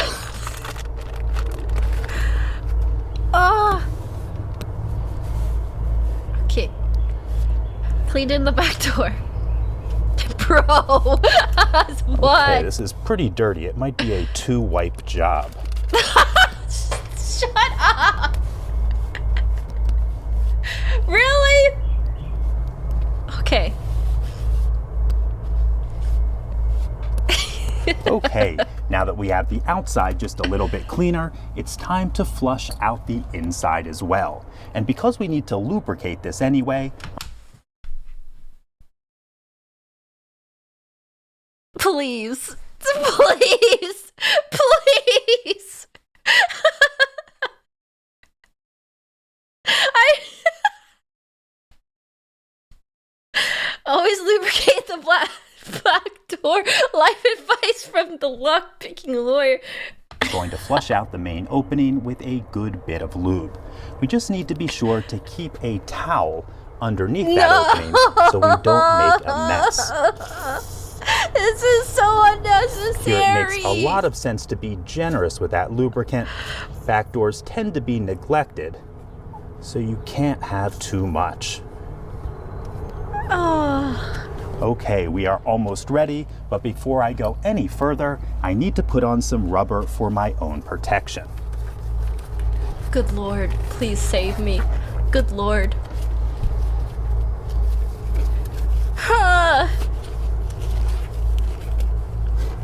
Now, Okay. depending on All protectioned up. I can see every frame of that eye roll. various factors, I should note that the opening could be in an awkward position. And all I have to say about that is deal with it. It's not uncommon, especially when you're going in through the back door. Now, I can't just shove in my tool. I need to be very gentle and wiggle things into position if I'm going to stand any chance of getting in. Okay.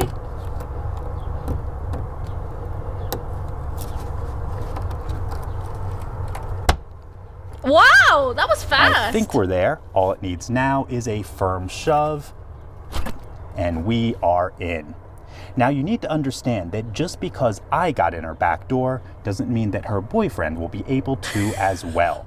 So I need to spend some time working it in and loosening it up. But I'm going to do that off camera, so that's all I have for you today. If you do have any questions or comments about this, please put them below. If you like this video and would like to see more like it, please subscribe and have a great April 1st. This was so unexpected. After the first video, how technical it was, I was not expecting this. Oh my god, that is so funny. Go to the comments, read the comments. Oh my god, that is so funny. I thought this was gonna be technical. Imagine laying in bed and hearing this is the lockpicking lawyer from outside your house. I don't...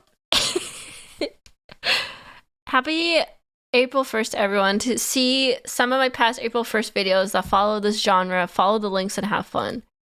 How to film my wife's beaver.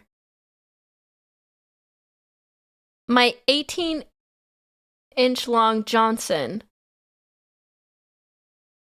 What does this have to do with lockpicking? Getting in my ex-girlfriend's back door. Okay, yeah, that makes sense. Getting into my wife's beaver. What's a beaver? Is that like a car? Manipulating my tiny car.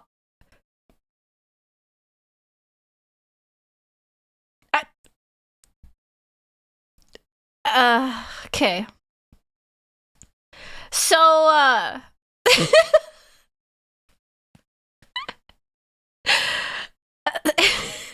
I drastically underestimated the amount of innuendo that would be present.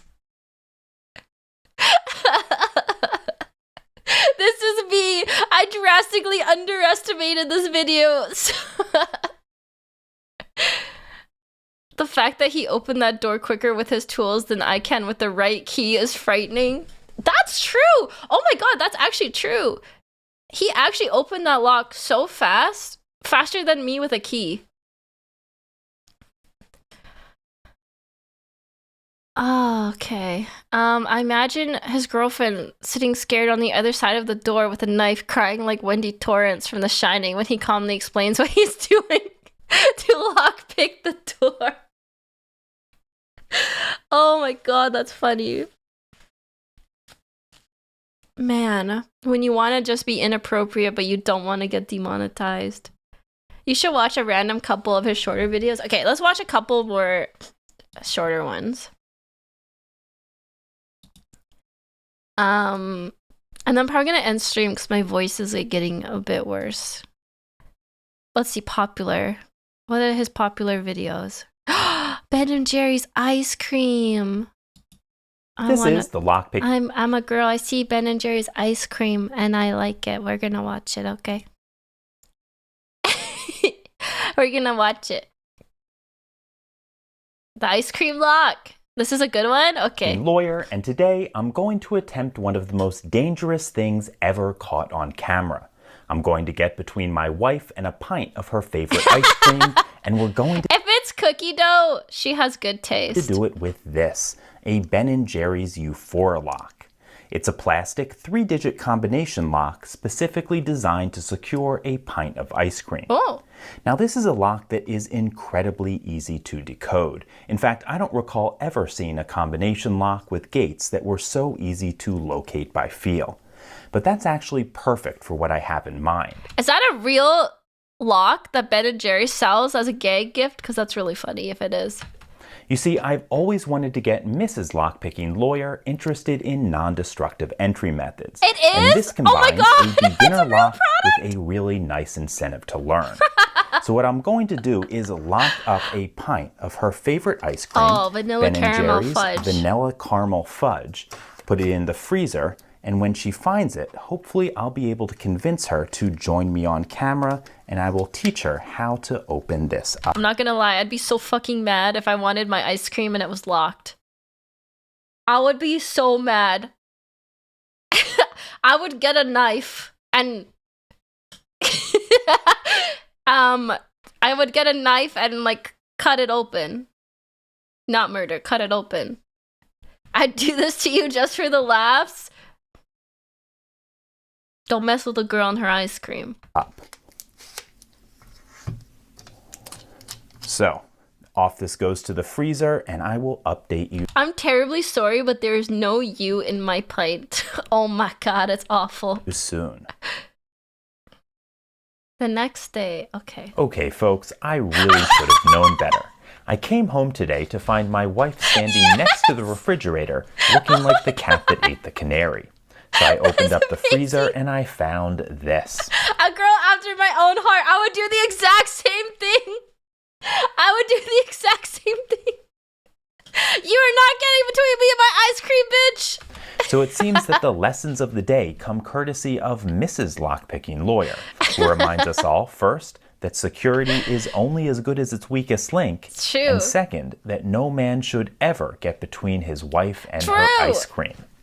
In any case, that's all I have for you today. He's not even gonna pick it! If you do have any questions or comments about this, please put them below. If you like this video and would like to see more like it, please subscribe. And as always, have a nice day. That is so funny. He's not even gonna pick it. Man, oh my god, his videos are so funny. What the heck? Okay, let's see more. If you want to live, don't work smarter, not harder. That's true. You don't have to follow the rules, chat. You can make your own rules. Locksmith says my videos are BS. Loses $75. 30 million views? Wow. The challenge one is legendary? Which one? Remove in 1 second. Removing inventory control tags fast. Oh, wait, this is actually useful too.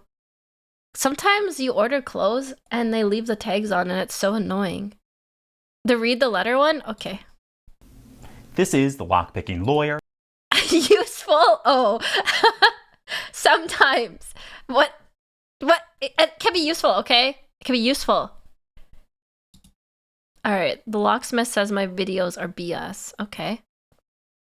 And I just received a written challenge in the mail that I can't do justice without sharing in its entirety.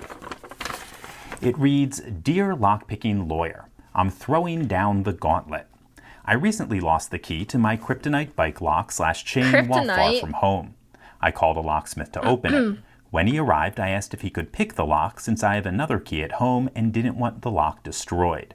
He said my lock couldn't be picked, but when I said I had seen it done on YouTube, I got a strong reaction. The locksmith became visibly irritated and told me he had been picking locks for over 25 years, and he was sick and tired of people watching fake. I'm sick and tired of these kids watching fake lockpicking videos on YouTube. I feel for this guy. He's just an old boomer. He's so sick of it. Lockpicking videos and expecting him to magically open locks in 2 seconds. When I asked if he had seen the Lockpicking Lawyer, he roughly dropped his tool bag and told me you're the worst offender and your videos are complete BS. Oh, throwing After down. talking about lockpicking videos for a few minutes, he told me he was willing to put his money where his mouth is. Here is the challenge to you. The locksmith said I could send you the remains of my bike lock in a sealed package, and if you could open the package on video and pick the lock faster than he could open it with a grinder, he would refund the $75 he charged me for the job. Okay. We timed him cutting my lock. It took 2 minutes and 14 seconds. Are you up for the challenge? Will you defend your name? I'll be watching your channel and hoping. Kindest regards, Malcolm M. Okay, we'll take a look at the lock in just a moment, but before I do that, I want to say a few words about locksmiths and expectations. Oh, Malcolm okay. says there's a kryptonite lock in here, which probably means a disk detainer core. While I'm sure there are some locksmiths out there who could pick it open probably quite quickly, the skills and tools required to open disk detainer cores are generally not part of the average American locksmith's repertoire. So, I certainly wouldn't fault a locksmith for being unable to pick a kryptonite bike lock. That said... Wait, this is a bike lock? I totally zoned out. This is a bike lock? I thought bike locks were easy to pick. It's making it sound like it's really hard to pick. Let's open up the package and see if we can pick the lock. Oh, they're that good? Most lockpicks don't even have tools to open them, he said? Kryptonite is a famous brand of bike locks known for being hard to pick. Oh. Okay. I guess if you have like... Wait, if you have like a sledgehammer though or something, you could just like break it probably. Or grinder like this guy had. The other lockpick had.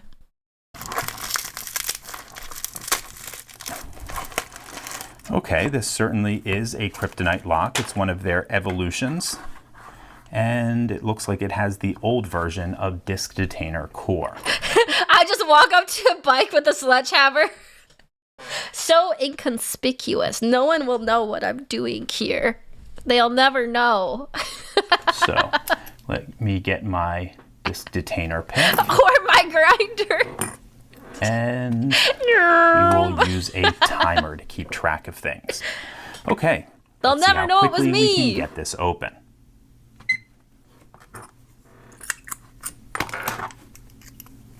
Oh, he is fast. Okay. What? What's he doing? I've never seen this tool before. Is he a wizard? 28 seconds. Okay, folks, as you saw, beating 2 minutes and 14 seconds did not pose a significant challenge. In fact, I suspect it's far less of a challenge than Malcolm will have trying to get his money back from the locksmith. 28 seconds. In any case, wow. That's all I have for you today. If you do have any questions or comments about this, please put them below. My bike isn't safe! From the lockpicking lawyer. I mean, I wonder how many bike thieves have like a special custom lockpicker, but like, just like that, he stole your bike.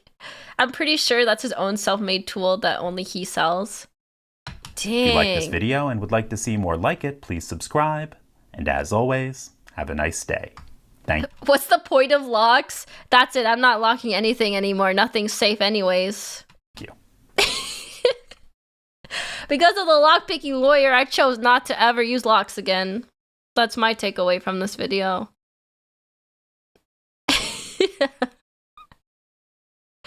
Locks are made for keeping honest people honest.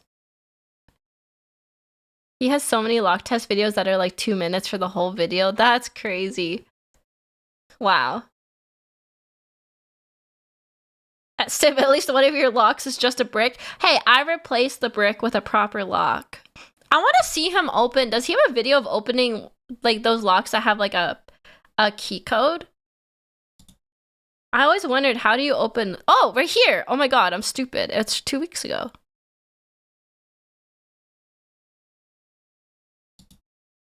I wonder how you do that. Is there... Let's see. Ba-ba.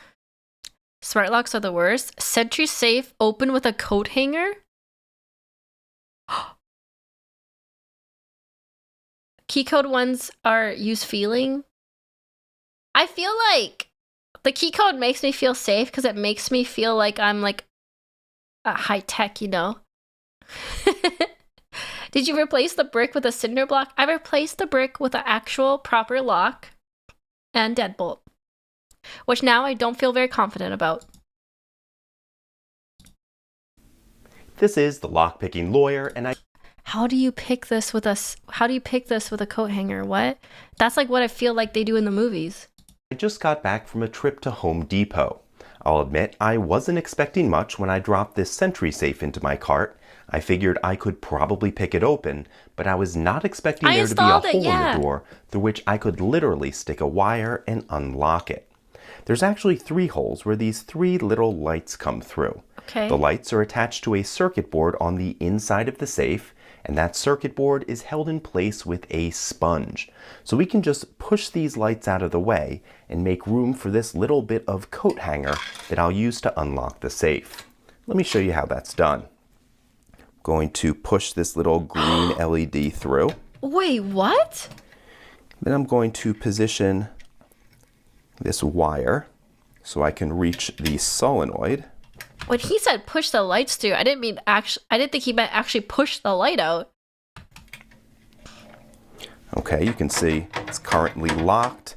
I'm going to turn this wire and it is unlocked. What? Okay, let's turn this around and I'll show you exactly what's going on inside What the the safe. heck?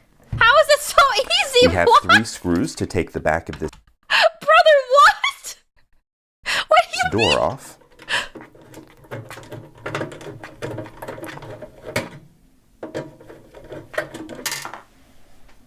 I thought it was like a lockpicking term. Push them through.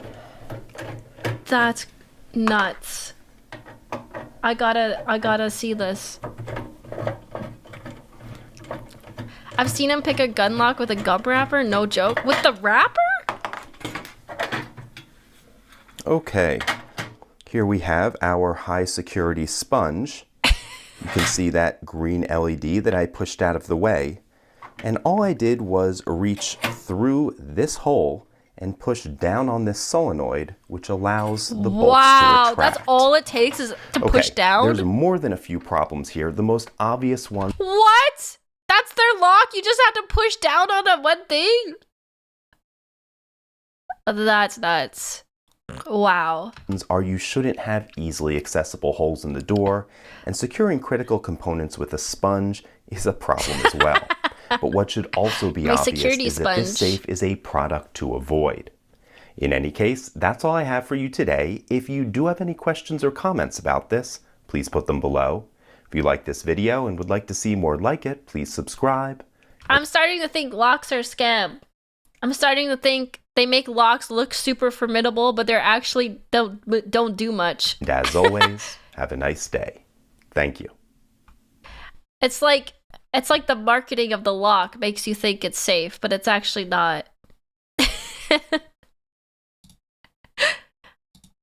Locks are only there to deter the honest thieves. Security theater. Yeah, security theater. That's a good way of putting it.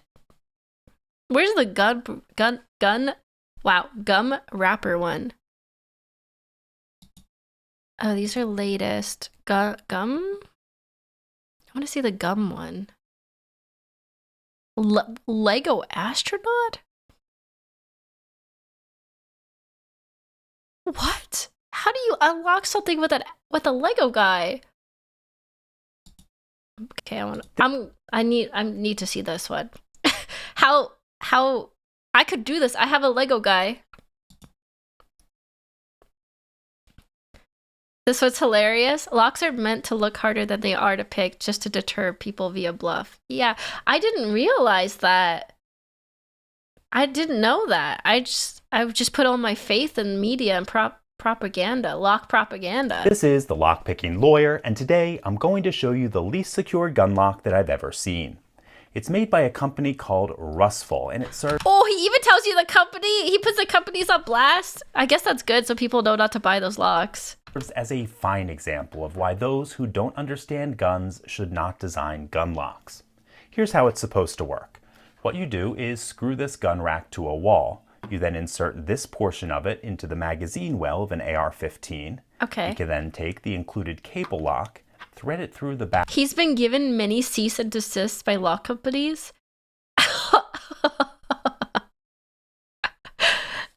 I guess that makes sense. Back of the rack, through the trigger They must be guard, so pissed when they lock see it the up. Lockpicking Lawyer put a new video let's follow out. those instructions. We're going to put this into the magazine well, take our cable, Okay. and I should note there's not enough cable to wrap all the way around the gun, and because the magazine well is blocked, we can't go through the receiver.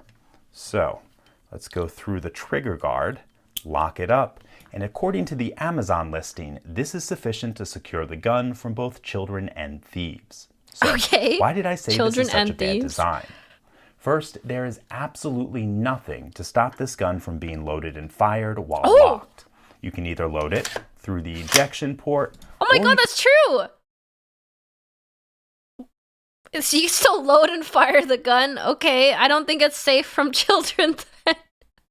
I don't think this is safe for children then. You can just lift the whole gun off of the rack and insert a full magazine. Oh you obviously would not be able to aim it well, but there's nothing that stops it from firing. Wow, okay. Even worse, the designer of this lock apparently didn't realize that the trigger guard is designed to fold down to facilitate the use of gloves in cold weather. Oh no, The can you just intended take it tool off? to do that is the tip of a cartridge. But just to drive home the point of how dangerous this is, we're going to use my 8-year-old son's Lego astronaut.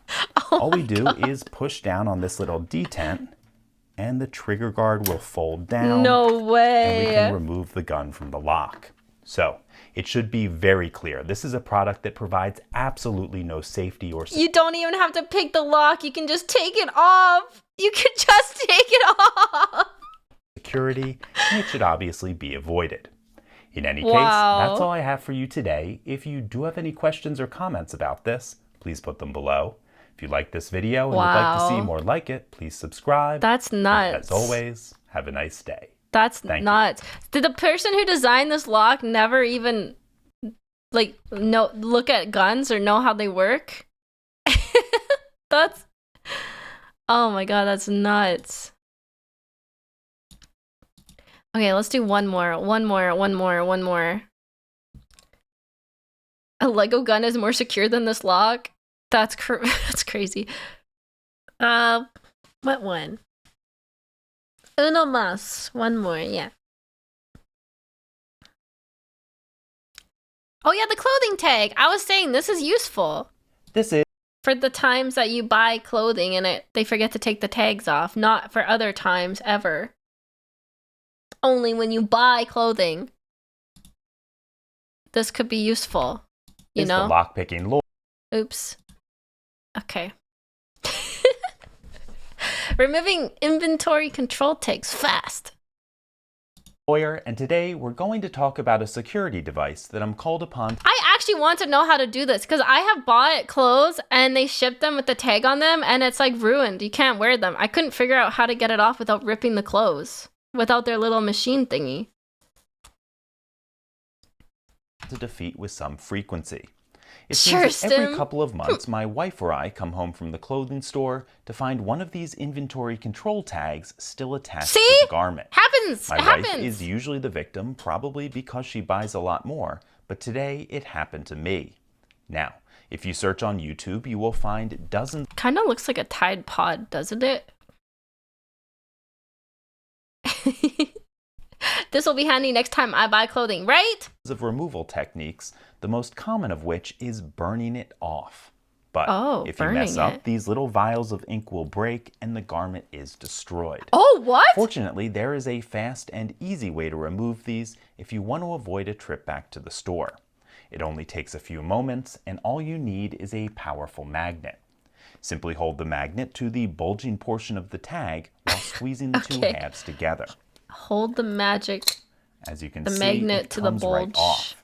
The Wait, mechanism what? inside is very simple. It's just a spring-loaded plunger that locks onto this serrated pin. In fact, if I put the magnet on it, we can hear that plunger going back Oh. and forth. Let's lock it on one more time. I just need a magnet. You can see That's so attached, easy. And we got it off. So, next time the store forgets to remove its tag, now you know how to do it yourself and avoid driving back. 1 second, let me go on Amazon and look at big high-powered magnets. 1 second, chat.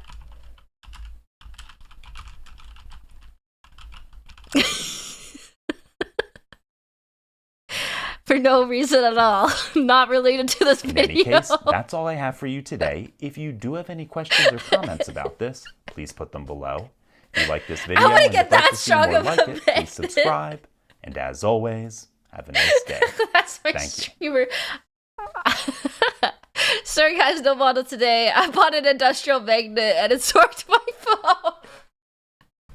Wait, do magnets wreck your phone? That's good to know ahead of time if they do. They can? Oh, that's good. Thanks, DK. I want a magnet so strong it pulls the iron out of my blood. I wonder if they make those. Probably in a lab somewhere. People who bought big, high-powered magnet also bought ski mask, crowbar, gloves, and a painting tarp. No, they don't, Stim. How do you know, though? Do we really know anything or just what's told to us, Jolo? Hmm?